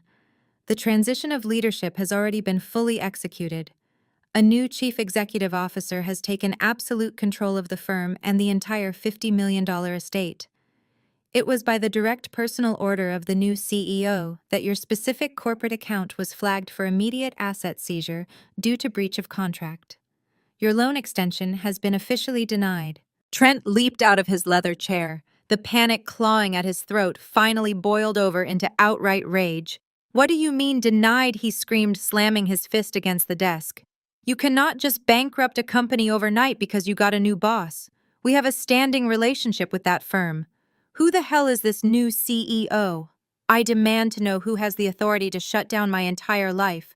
Put them on the phone right now." The secretary did not raise her voice. She did not flinch at his hostility. She simply delivered the final lethal blow with surgical precision. "The CEO does not take direct calls from defaulting debtors, sir," she stated coldly.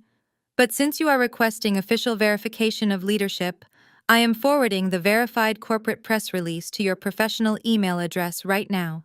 It outlines the succession plan and introduces the sole heir to the Thorne estate. Have a pleasant evening." The line went dead. Trent stood paralyzed in the center of his office, his chest heaving as he stared at his computer monitor. A single unread email popped into his inbox. The subject line read, "Official Leadership Transition at Thorn Capital." His hand shook violently as he reached for the mouse. He clicked the email open. A high-resolution, professionally captured photograph filled the entire screen. It was a picture of me. I was wearing the razor-sharp black silk tuxedo jacket and the vintage diamond choker, looking directly into the camera with an expression of absolute terrifying power. The bold black text beneath the photograph officially introduced Sydney Thorne as the sole legal widow, the sole inheritor of the $50 million fortune, and the newly instated CEO of the very firm holding Trent's financial executioner's axe. Trent stared at my face, his mind completely shattered. The woman he had thrown into the freezing rain, The woman he had discarded to steal a fake fortune was actually the billionaire holding the match to his gasoline-soaked life. His fingers went completely numb. The expensive smartphone slipped from his grasp, crashing heavily onto the hardwood floor. He fell back into his chair, gasping for air that suddenly felt entirely toxic. He was completely, irrevocably destroyed. Trent remained frozen on the floor of his office for nearly an hour. The sheer magnitude of his miscalculation had crushed the air completely out of his lungs. But as the initial paralyzing shock finally wore off, the primal instinct of a desperate, greedy man took over. He scrambled across the hardwood floor, snatching up his dropped phone with trembling, sweaty hands. He could not accept total financial ruin. His toxic ego quickly convinced him that Sydney, the accommodating woman who had faithfully supported his career for 5 years, was still hiding somewhere beneath that terrifying new billionaire facade. He told himself that her wealth was an opportunity, not a death sentence. He just needed to find her. He just needed to spin the perfect manipulative story to bring her back under his control. He spent the next several hours frantically pulling strings, bribing valets, interrogating downtown concierges, and exploiting every remaining social connection he possessed in the city. By late evening, his desperate campaign paid off. A highly compensated concierge at the most exclusive luxury hotel in the financial district confirmed that a woman matching my exact description and operating under a limitless corporate account had secured their top-floor penthouse suite indefinitely. Trent did not hesitate for a single second. He drove his leased sports car recklessly across the city, abandoning it right at the curb as he sprinted into the grand marble lobby. I was standing by the massive stone fireplace in my penthouse, looking out over the glittering Seattle skyline when the secure intercom chimed. The front desk manager sounded incredibly tense as he informed me that a frantic man, claiming to be my husband, was demanding immediate access to my suite. A slow, chilling smile spread across my face. I could have instructed security to throw him out onto the pavement. I could have let him suffer in the lobby, but denying him access would have been far too easy. I wanted him to walk into my fortress. I wanted him to see the astronomical wealth he had thrown away. "Send him up," I commanded softly. Less than 2 minutes later, the private elevator doors slid open with a soft chime. Trent practically fell into the opulent foyer. He looked absolutely pathetic.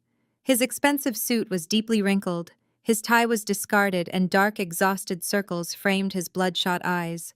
He took one look at the staggering luxury of the sweeping penthouse suite, the imported modern art, the floor-to-ceiling glass walls, and the quiet, undeniable power radiating from where I stood in my tailored silk loungewear. The gravity of his mistake hit him so hard his knees physically buckled. Trent dropped straight to the polished hardwood floor. He crawled forward on his hands and knees, completely abandoning whatever shreds of corporate dignity he still possessed. "Sydney, my God, I have been out of my mind with worry," Trent cried out. Real tears streamed down his flushed cheeks, though I knew with absolute certainty that he was weeping for his bank account, not his marriage. "Please, you have to listen to me. I made a catastrophic mistake. I was not in my right mind yesterday. I did not move an inch. I simply looked down at him, my expression a mask of pure, unbothered ice." "Explain it to me, Trent. Explain how throwing my belongings into the freezing mud was a simple mistake." He scrambled closer, stopping just short of touching the hem of my silk robe. "It was Bianca," he sobbed, his voice cracking with desperate manufactured agony. "That woman is a complete psychopath, Sydney. She bewitched me. She targeted me at a networking event because she knew I was stressed about the company audits. She preyed on my vulnerability and fed me absolute lies. She manipulated my mind until I did not even know who I was anymore. I kicked her out today. I swear to you, I threw her right out of my office the second I realized what she had done to us." The sheer audacity of his gaslighting was almost impressive. He was throwing the woman he had proudly paraded into my house straight under a speeding bus just to save his own skin. He reached up, clasping his hands together as if praying to a deity, and the baby Trent continued his words, spilling out in a frantic, manic rush. "Sydney, I was so confused and angry because of the pressure Bianca put on me. But I called my old urologist this morning in a total panic. I made them pull my medical files from 3 years ago. The doctor told me the procedure must have reversed itself. He said it happens in rare cases. My vasectomy failed Sydney. The baby is a medical miracle, and it is definitely mine. I know it is mine. I stared at him, marveling at the depths of his depravity. Jamal had already provided me with the undeniable proof that Trent had paid off a corrupt clinic clerk to forge fake post-operative reports. Trent never had the surgery to begin with. Yet here he was, kneeling on my floor, weaponizing our unborn child and spinning a wildly intricate lie about a medical miracle just to secure a $50 million payday. I know I hurt you, Trent, wept, finally reaching out to gently touch the toe of my slipper. But I am begging you to forgive me. I love you. I have always loved you. We are a family, Sydney. We are a family, and we need to stay together for our baby. He looked up at me, his eyes wide with a desperate, hopeful plea. He genuinely believed his performance was working. He thought the mention of our family would trigger the old accommodating wife who used to fix all of his problems. I looked down at the man sobbing on my floor. I did not scream. I did not throw my glass at the wall. Instead, I let a soft, cold smile touch the corners of my mouth. I appreciate your honesty, Trent. I said, my voice smooth and perfectly measured. Tearing apart a marriage is a massive decision, especially with a child involved. I think it is incredibly important that we handle this transition with the proper respect our family deserves. Trent let out a massive, shuddering breath of relief. A greedy, triumphant spark ignited in his tear-filled eyes. He thought he had successfully manipulated the situation. He thought my calm demeanor meant submission. However, I continued, stepping back slightly to break his physical contact with my shoe. We cannot resolve something this complex in a hotel room. We need to do this properly. I want you to bring Patricia and Courtney to Mr. Caldwell's legal office this Friday at exactly noon. We are going to sit down as a family, discuss our assets, and finalize the future of our estate together. Trent scrambled to his feet, his face glowing with sheer, unadulterated victory. Yes, absolutely. Friday at noon. My mother and sister will be thrilled, Sydney. They have been sick with worry about you, too. We will all be there. Thank you. Thank you for giving us another chance. He backed toward the elevator, nodding profusely, completely blind to the executioner's axe swinging directly toward his neck. He stepped into the elevator, believing he had just secured a $25 million victory. He had absolutely no idea he had just accepted an invitation to his own slaughter. The very next morning, the sleek digital console in my penthouse suite chimed with an alert from the front desk. The concierge informed me that a massive delivery required my immediate authorization. I approved it, fully expecting a courier to arrive with the finalized legal documents from Mr. Caldwell regarding the venture capital firm. Instead, the private elevator doors slid open to reveal 3 hotel staff members, struggling under the weight of the most ostentatious, obnoxious floral arrangements I had ever seen in my life. Towering displays of white orchids, imported lilies, and cascading rare roses completely filled my entryway. The overwhelming, cloying scent of the flowers instantly suffocated the crisp air of the suite. It reeked of absolute desperation. Attached to the largest, most expensive-looking bouquet was a thick, cream-colored envelope sealed with gold wax. The elegant cursive handwriting unmistakably belonged to Patricia. I opened it, my eyes scanning the sickly sweet, utterly fabricated apology written inside. "Sydney, my dearest daughter," she wrote. "Trent told us all about the terrible, heartbreaking misunderstanding at the restaurant last night. I am utterly devastated that my fiercely protective maternal instincts came across as hostility toward you. We were all just so overwhelmed by the crushing stress of Trent's corporate audits, and we lashed out unfairly. Please forgive an old woman who loves you dearly. You have always been the heart of this family. I cannot wait to hug you on Friday so we can put this ugly chapter behind us." I stared at the heavy cardstock, feeling a profound wave of physical nausea. This was a woman who less than 48 hours ago had looked me dead in the eyes on a flooded porch and called me a stray dog with no pedigree. Now faced with the blinding, undeniable glare of a $50 million fortune, she was suddenly playing the role of the doting, affectionate mother-in-law. I tossed the card onto the marble kitchen island and instructed the hotel staff to throw every single flower arrangement directly into the trash compactor in the basement. I refused to let the stench of her hypocrisy linger in my sanctuary for even a second. A moment later, my secure phone vibrated against the countertop. I picked it up and saw a notification from a social media platform I rarely checked. It was from Courtney, the sister-in-law who had literally threatened to scream for security if I did not leave the Michelin star restaurant, was now publicly declaring her undying devotion to me. She had posted a highly filtered, heavily edited throwback photograph from a holiday party 3 years ago. In the picture, we were standing next to a decorated fireplace. I remembered that night perfectly because just moments before the camera flashed, Courtney had loudly mocked my outfit. Now the caption beneath the photo made my blood run cold. "Reunited, and it feels so good," Courtney wrote, adding a string of heart emojis. "I am so incredibly blessed to have a sister-in-law who embodies grace, forgiveness, and unconditional love. Family is forever, Sydney. You are the best sister a girl could ever ask for." The comments were already flooding in, filled with mutual acquaintances praising our beautiful bond. Courtney was meticulously crafting a public narrative, laying down a digital paper trail to prove we had a deeply connected, loving relationship. She was desperately trying to erase the reality of her extreme cruelty, replacing it with a fake history of sisterly affection. It was a masterclass in narcissistic manipulation, designed entirely to paint them as the perfect supportive family, just in case their sudden reconciliation was ever challenged in a courtroom. But I did not have to guess what was truly happening behind their closed doors. Jamal, my steadfast ally trapped inside their toxic inner circle, was keeping me fully informed. Later that afternoon, my encrypted phone lit up with an incoming call. Jamal spoke in a hushed, urgent whisper, clearly calling from a remote stairwell to avoid detection. "Sydney, you need to be prepared for Friday," Jamal warned, his deep voice tight with anxiety and disgust. "I was at the house last night after Trent came back from your hotel. They are not genuinely sorry. They do not care about you, and they certainly do not care about the baby. They spent the entire night drinking expensive scotch and celebrating."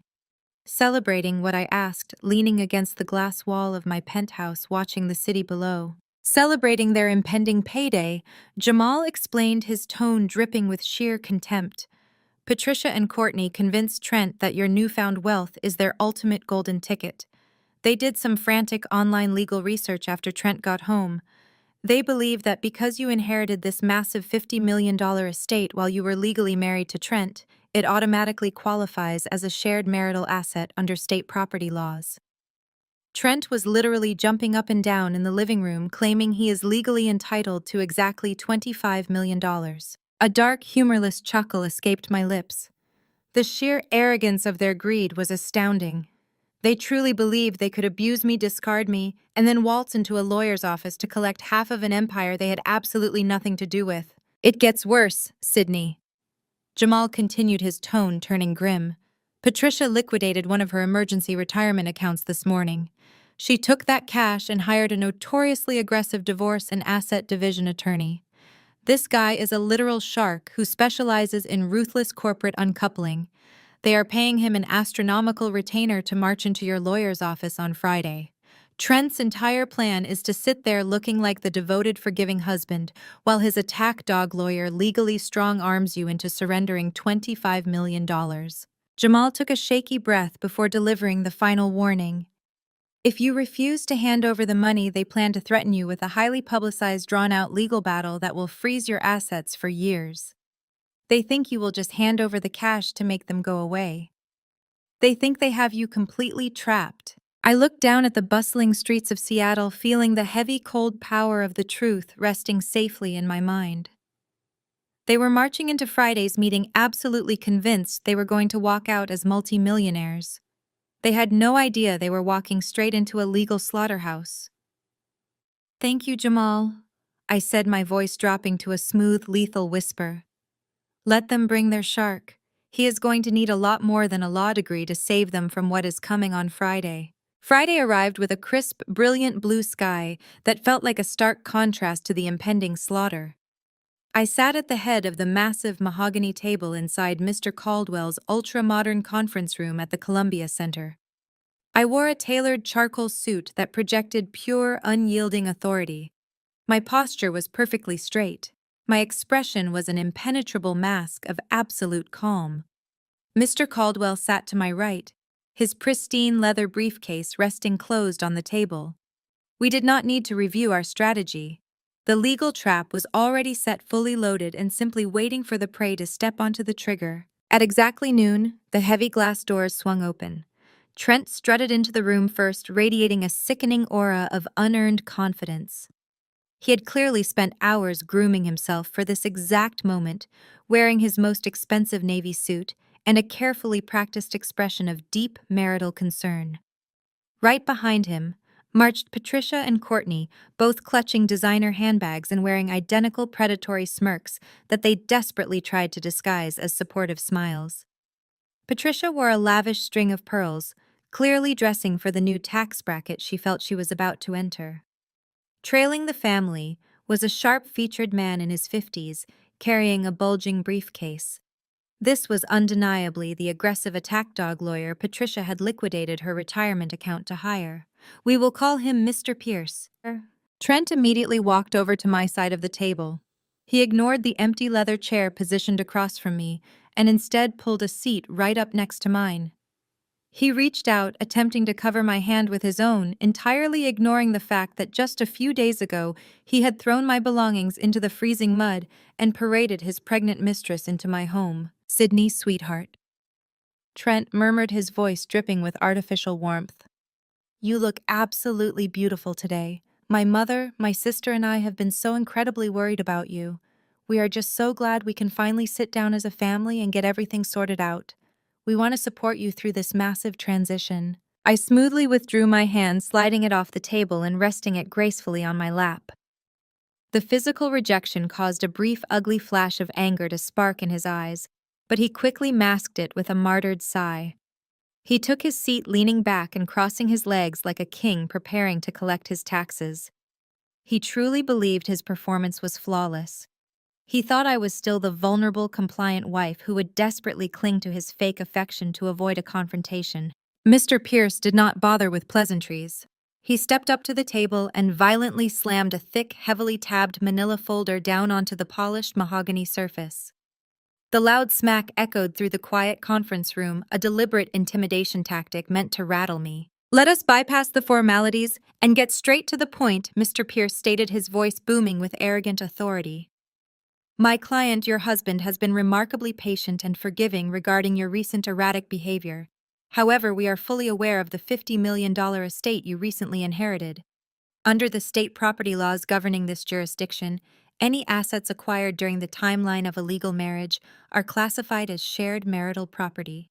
Patricia shifted in her seat, lifting her chin proudly.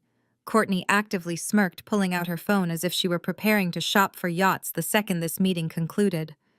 They were barely containing their sheer, unadulterated greed. Mr. Pierce tapped his index finger aggressively against the folder. We have prepared a comprehensive settlement agreement. Trent is willing to be incredibly generous. He is asking for exactly 50% of the total estate. $25 million transferred into his personal accounts within 14 business days. In exchange, he will agree to an amicable, uncontested divorce, and he will graciously allow you to keep your little public relations business. I stared at the lawyer, my expression entirely blank. And if I refused this generous offer, I asked, my tone utterly devoid of any emotion. Mr. Pierce leaned across the table, showing his teeth in a predatory grin. If you refuse, we will immediately file for a highly publicized contested divorce. We will petition the court to freeze all $50 million of your inherited assets until a judge can rule on the division. That is a brutal process that will take years. Furthermore, my client is fully prepared to take his story to the media. We will paint you as an unstable, manipulative gold digger who abandoned her devoted husband the second she came into money. Your professional reputation will be completely annihilated. Sign the papers today, Sydney, or we will drag you through a legal hell you cannot possibly afford to fight." The room fell into a heavy, suffocating silence. Trent sat up taller, a look of supreme, undeniable victory plastered across his handsome face. He genuinely believed he had cornered me. He thought the threat of a messy public scandal and frozen assets would force me to sign away half of Gabriel's empire just to make him go away. Patricia let out a soft, triumphant sigh, practically tasting the millions she thought were about to flood her bank account.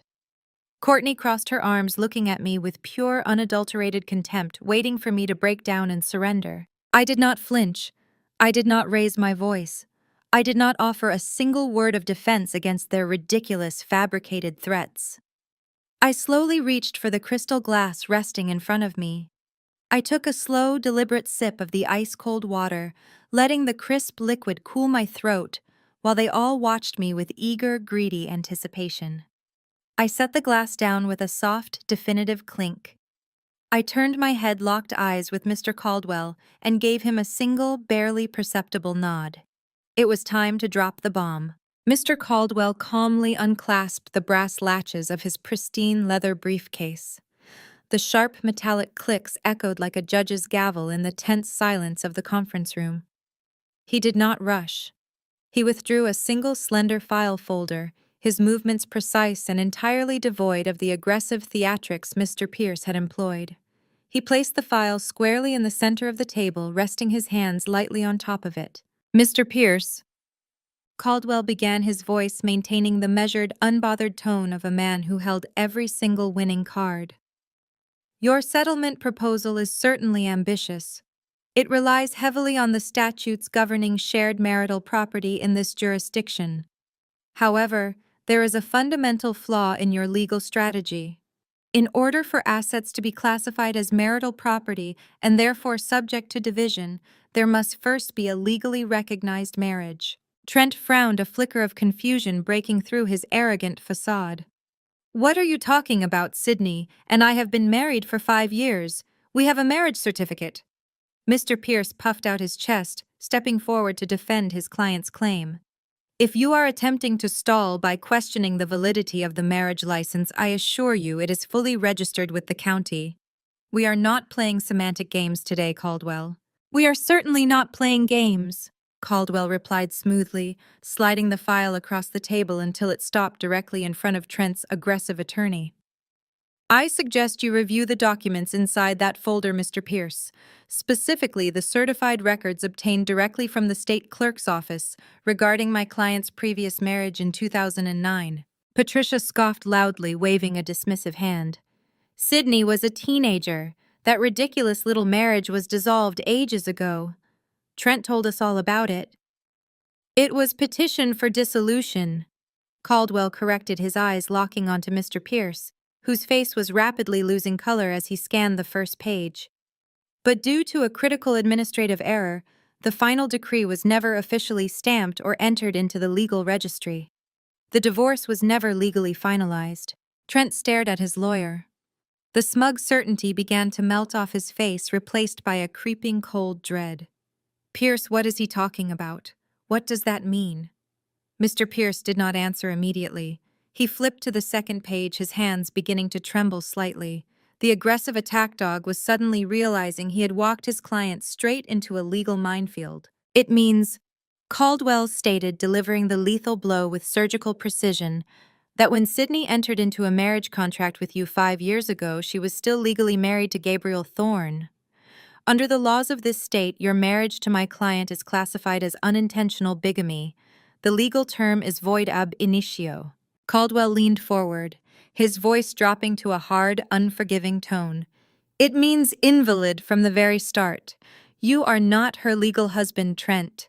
You have never been her legal husband. Therefore, there are no marital assets to divide. There is no divorce to contest. You are legally a stranger to my client, and you are entitled to absolutely nothing." The absolute silence that followed Mr. Caldwell's declaration was so profound, I could hear the faint ticking of my diamond watch. Trent stared at the senior attorney, his mouth opening and closing like a suffocating fish. He turned his desperate, frantic gaze toward Mr. Pierce, waiting for his highly paid attack dog to rip this argument to shreds. But Mr. Pierce was not attacking. The aggressive lawyer was entirely silent, his eyes frantically scanning the certified documents bearing the official raised seal of the state. He flipped the pages reading the statutes, verifying the dates, and confirming the total absence of the final judicial signature on my 2011 divorce decree. "Do something," Trent hissed, slamming his hand on the mahogany table. "Pierce, you told me we had a bulletproof case. Tell him he is lying." Mr. Pierce slowly closed the manila folder. He did not look at Trent. He looked directly at Mr. Caldwell with the grim professional resignation of a man who knew he had just been completely outmaneuvered. "He is not lying," Mr. Pierce said, his voice stripped of all its former arrogance. "The state law is absolutely unambiguous on this matter. Void ab initio means the marriage never legally existed. You have no community property rights. You have no legal standing to claim a single penny of her inheritance." Patricia let out a strangled, high-pitched gasp. All the color instantly drained from her face, leaving her looking like a withered gray ghost. She clutched her pearl necklace, her chest heaving as the reality of her shattered payday set in. Courtney grabbed the edge of the table, her manicured nails scraping against the polished wood. She began taking short, rapid breaths, hyperventilating as the millions she had already spent in her mind vanished into thin air. Mr. Pierce stood up.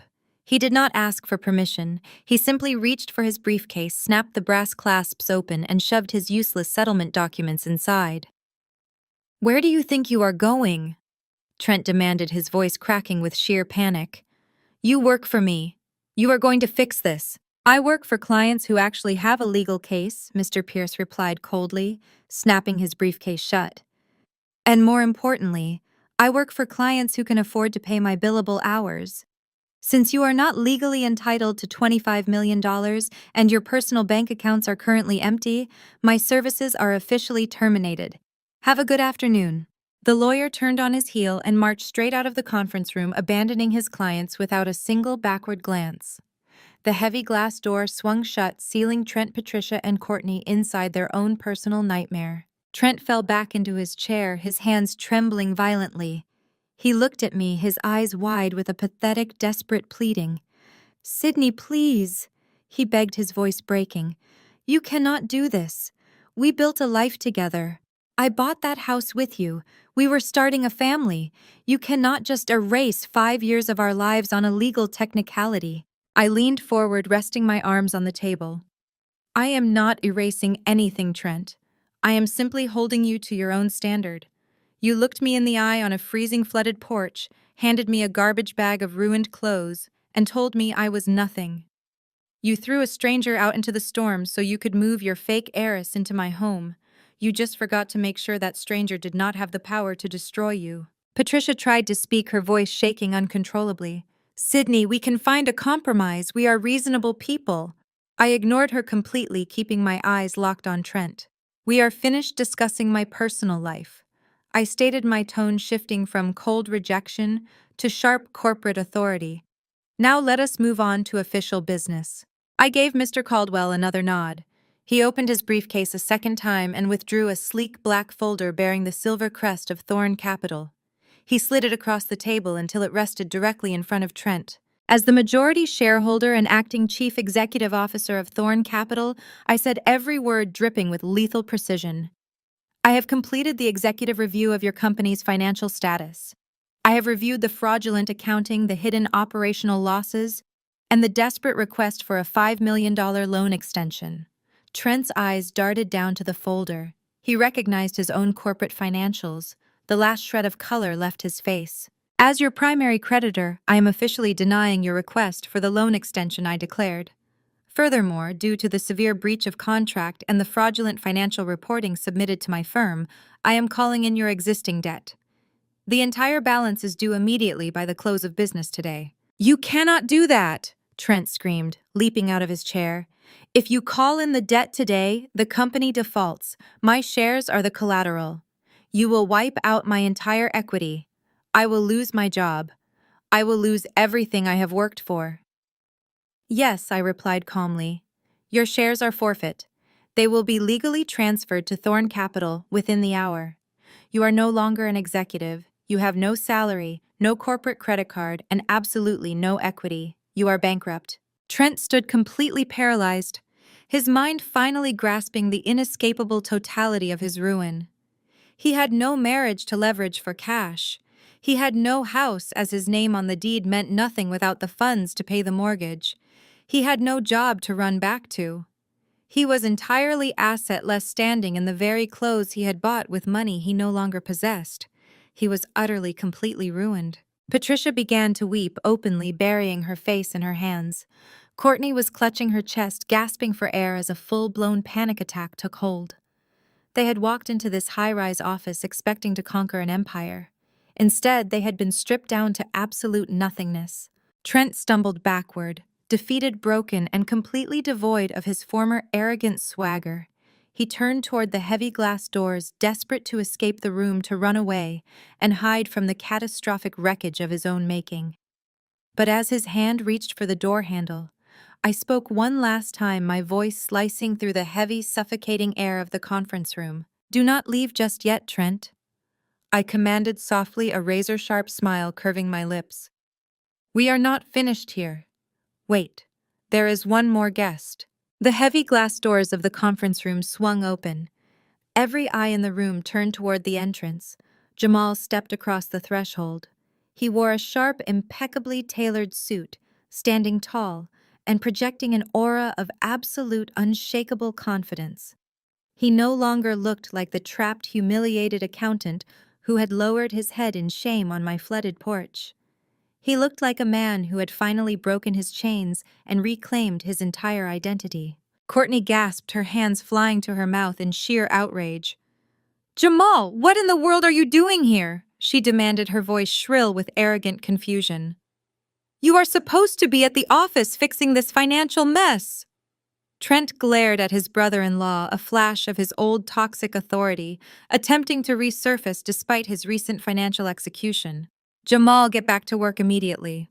I did not authorize you to leave the building, let alone come to my private legal meeting. Jamal did not flinch. He did not lower his gaze. He simply walked past his frantic wife and his ruined boss, stepping directly up to the mahogany table. He reached into his leather briefcase and pulled out a thick, heavily tabbed manila folder. He dropped it onto the polished wood surface, right next to the corporate financial documents Mr. Caldwell had just presented. The heavy thud echoed like a final nail being driven into a coffin. I do not take orders from you anymore, Trent. Jamal stated, his deep voice ringing with absolute authority. My resignation was submitted to Human Resources an hour ago. But before I cleared out my desk, I decided to do a little independent auditing, not just on the fraudulent corporate accounts you tried to force me to hide, but on the new woman you so proudly moved into Sydney's home. Patricia let out a shaky breath, clutching her chest, as a new wave of panic washed over her. What are you talking about? She whispered, her eyes darting nervously toward the folder. Bianca is an international mining heiress. She comes from a very prominent, wealthy family. Jamal let out a short, humorless laugh. He flipped open the cover of the dossier, revealing a massive stack of background checks, credit reports, and court records. There is no international mining conglomerate, Jamal said, his words slicing through the room with lethal precision. Her real name is Bianca Rossi. She does not have a trust fund. She does not have a billionaire father. What she does have is over $150,000 in maxed-out credit card debt, 2 repossessed vehicles, and 3 outstanding civil judgments against her for severe financial fraud spanning across 4 different states. Trent stumbled forward, gripping the edge of the table as if the floor had suddenly dropped out from underneath him. No, he stammered, his eyes frantically scanning the highlighted legal documents. No, that is completely impossible. She showed me her portfolio. She showed me the investment accounts. She showed you forged documents she bought off the internet. Trent, Jamal corrected mercilessly. She is a serial scam artist who targets arrogant men in expensive suits. She spotted you throwing around a limitless corporate credit card at that networking event and realized you were the perfect gullible mark. She needed a wealthy idiot to pay off her massive debts and fund her luxury lifestyle. You handed her the keys to Sydney's house on a silver platter. Courtney let out a sharp, hysterical sob. She gripped her perfectly styled hair, shaking her head violently. This cannot be happening. We told everyone at the country club about her family. We introduced her to the board. We bragged about her pedigree. It gets substantially worse, Jamal continued, refusing to offer them a single ounce of mercy. Trent, you threw your fiercely loyal wife out into the freezing rain because you claimed Bianca was carrying your child. You bragged to everyone about securing your legacy. Trent swallowed hard, a sickly pale sheen covering his face. He looked at Jamal with raw, undisguised terror. She is pregnant, Trent whispered desperately, his voice cracking. I saw the ultrasound. I went to the clinic with her. That baby is mine. Jamal pulled a final document from the back of the folder. It was a printed collection of text messages, emails, and eviction notices retrieved by a private investigator. Bianca is currently facing a massive eviction lawsuit at her downtown apartment complex, Jamal explained, tossing the papers directly in front of Trent. She has not paid rent in over 8 months. To avoid being thrown out onto the street, she has been sleeping with her 52-year-old landlord since last summer. The room went dead silent. The horrific realization began to dawn on Trent, his eyes widening to the size of saucers as he stared at the text message transcripts. That baby does not belong to you, Trent, Jamal stated, delivering the absolute fatal strike. The timeline matches perfectly with her landlord. She got pregnant by a middle-aged man she was using for free rent. When she realized he had no actual money to support a child, she panicked. She went out hunting for a wealthy savior to pin the pregnancy on, and you walked right into her trap. You are not her knight in shining armor, you are just her newest wallet. And now that your corporate card is declined, she is already packing her bags. Trent physically collapsed. His knees gave out entirely, and he crashed down into the leather chair, staring blankly at the wall. His mind was violently tearing itself apart as the astronomical weight of his catastrophic failure finally crushed him. Patricia buried her face in her hands, weeping loudly, mourning the total destruction of her social standing and the imaginary wealth she had banked her entire future on. Courtney stood frozen, staring at her husband in sheer terror, realizing that Jamal held all the cards and was no longer playing their toxic family games. I watched Trent's chest heave as he struggled to draw breath. He looked down at his shaking, empty hands. The devastating comparison hit him like a freight train. He had held a genuine $50 million empire in the palm of his hands. He had been married to a woman who loved him unconditionally, who funded his career, and who was carrying his actual biological child. Instead of cherishing that beautiful life, his blinding greed and toxic arrogance had driven him to burn it all to the ground. He threw away a fiercely loyal billionaire wife and his own flesh and blood, all so he could completely ruin his career, face federal fraud charges, and lose his home for a bankrupt scam artist who was carrying a stranger's baby. He had traded a flawless diamond for a handful of toxic dirt, and he was finally choking on it. The silence in the conference room shattered as the sheer reality of their destruction finally set in. Patricia was the first to snap. The woman who had prized her elite social standing above all else suddenly lunged across the mahogany table. Her hand struck Trent's cheek with a sharp, echoing slap that whipped his head to the side. "You absolute fool!" Patricia shrieked, her voice completely devoid of its usual aristocratic polish. "You threw away $50 million for a destitute scam artist. You bankrupt your company, you humiliated our family in front of the entire city, and you dragged me into this mess. We are going to lose everything because you could not keep your ego in check." Trent just sat there, clutching his stinging cheek, staring blankly at the floor as his mother continued to scream at him. He was completely hollowed out, a broken shell of the arrogant man who had strutted into the room an hour ago. Courtney, meanwhile, turned her frantic, venomous rage toward the only target she felt she could still control. She marched right up to Jamal, her face twisted into a mask of pure, ugly entitlement. "How dare you do this to us?" Courtney screamed, jabbing her finger into her husband's chest. "You are supposed to protect this family. You are supposed to fix his accounting, not hand the evidence over to her. You are going to march back to that office right now, shred those documents, and figure out a way to save my brother's company.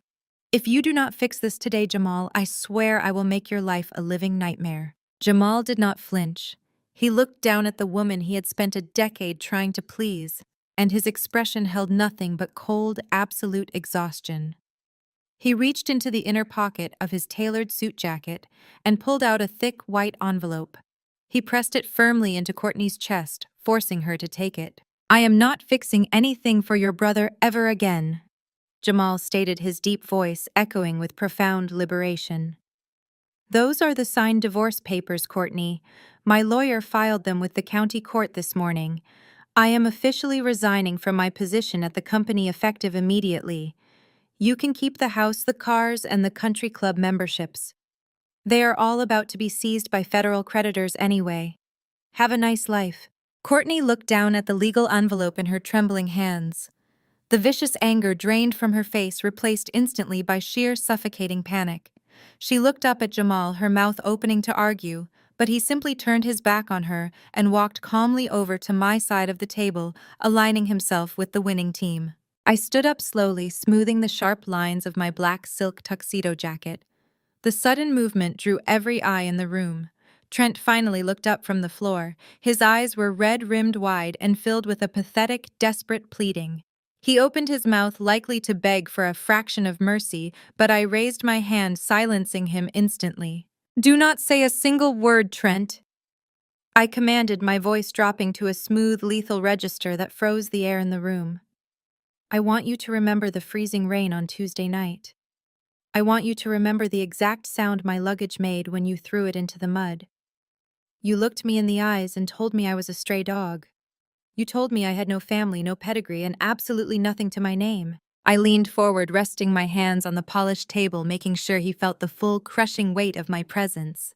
You thought you were burying me. You thought you could strip me of my dignity and leave me to freeze while you celebrated your brilliant little scam. But throwing my bags out into that storm was the absolute greatest favor you ever did for me. You did not break me, Trent. You simply handed me the key to my own cage, and while you were busy playing a wealthy executive for a broke, desperate fraud, I stepped into an empire. I picked up the black titanium card resting on the table and slipped it carefully into my designer handbag. You are bankrupt, I finalized, staring down at the miserable, broken man who used to be my husband. You are facing federal fraud charges, and you are entirely alone. You built your own grave, Trent. Now you get to lie in it. I turned on my heel, my red stiletto heels clicking sharply against the hardwood floor. Mr. Caldwell and Jamal fell into step right behind me like a highly paid, utterly loyal vanguard. I walked straight through the heavy glass doors of the conference room, leaving Trent, Patricia, and Courtney screaming at each other amidst the total catastrophic wreckage of their own greed. 6 months later, the Seattle rain had given way to a brilliant sun-drenched afternoon. I sat on a plush outdoor sofa in the sprawling manicured gardens of my $50 million estate. The gentle breeze rolled off the Puget Sound, carrying the scent of blooming hydrangeas.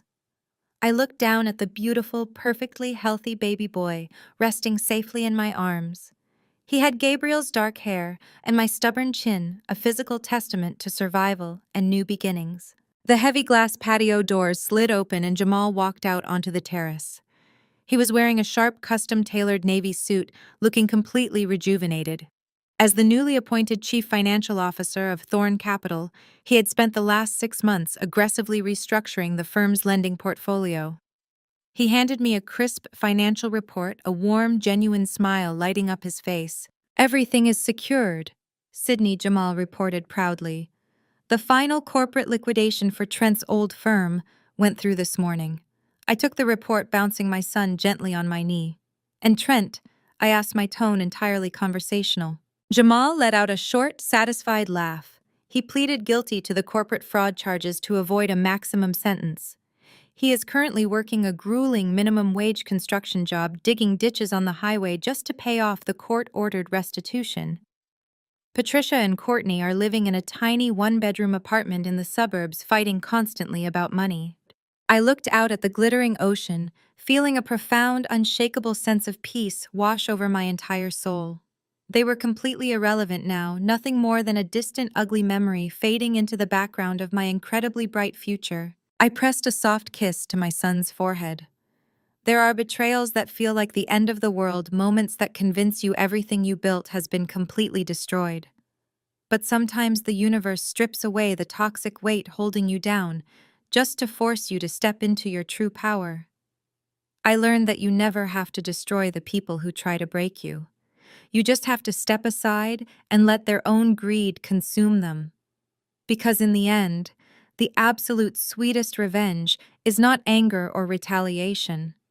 It is a life beautifully, fearlessly lived, soaring so incredibly high that they do not even have the right to look at you anymore. The most profound lesson from Sydney's journey is that the ultimate revenge is simply a life beautifully lived. When facing devastating betrayal from those we trust, our first instinct is often retaliation. However, this story shows that true power lies in walking away and building your own empire. Toxic individuals will inevitably destroy themselves through their own boundless greed and lies. You rarely need to lift a finger to ruin them. By focusing entirely on your own healing, establishing firm boundaries, and pursuing success, you reclaim your power and render your abusers irrelevant. Have you ever chosen to walk away and heal instead of seeking revenge? Share your story in the comments below.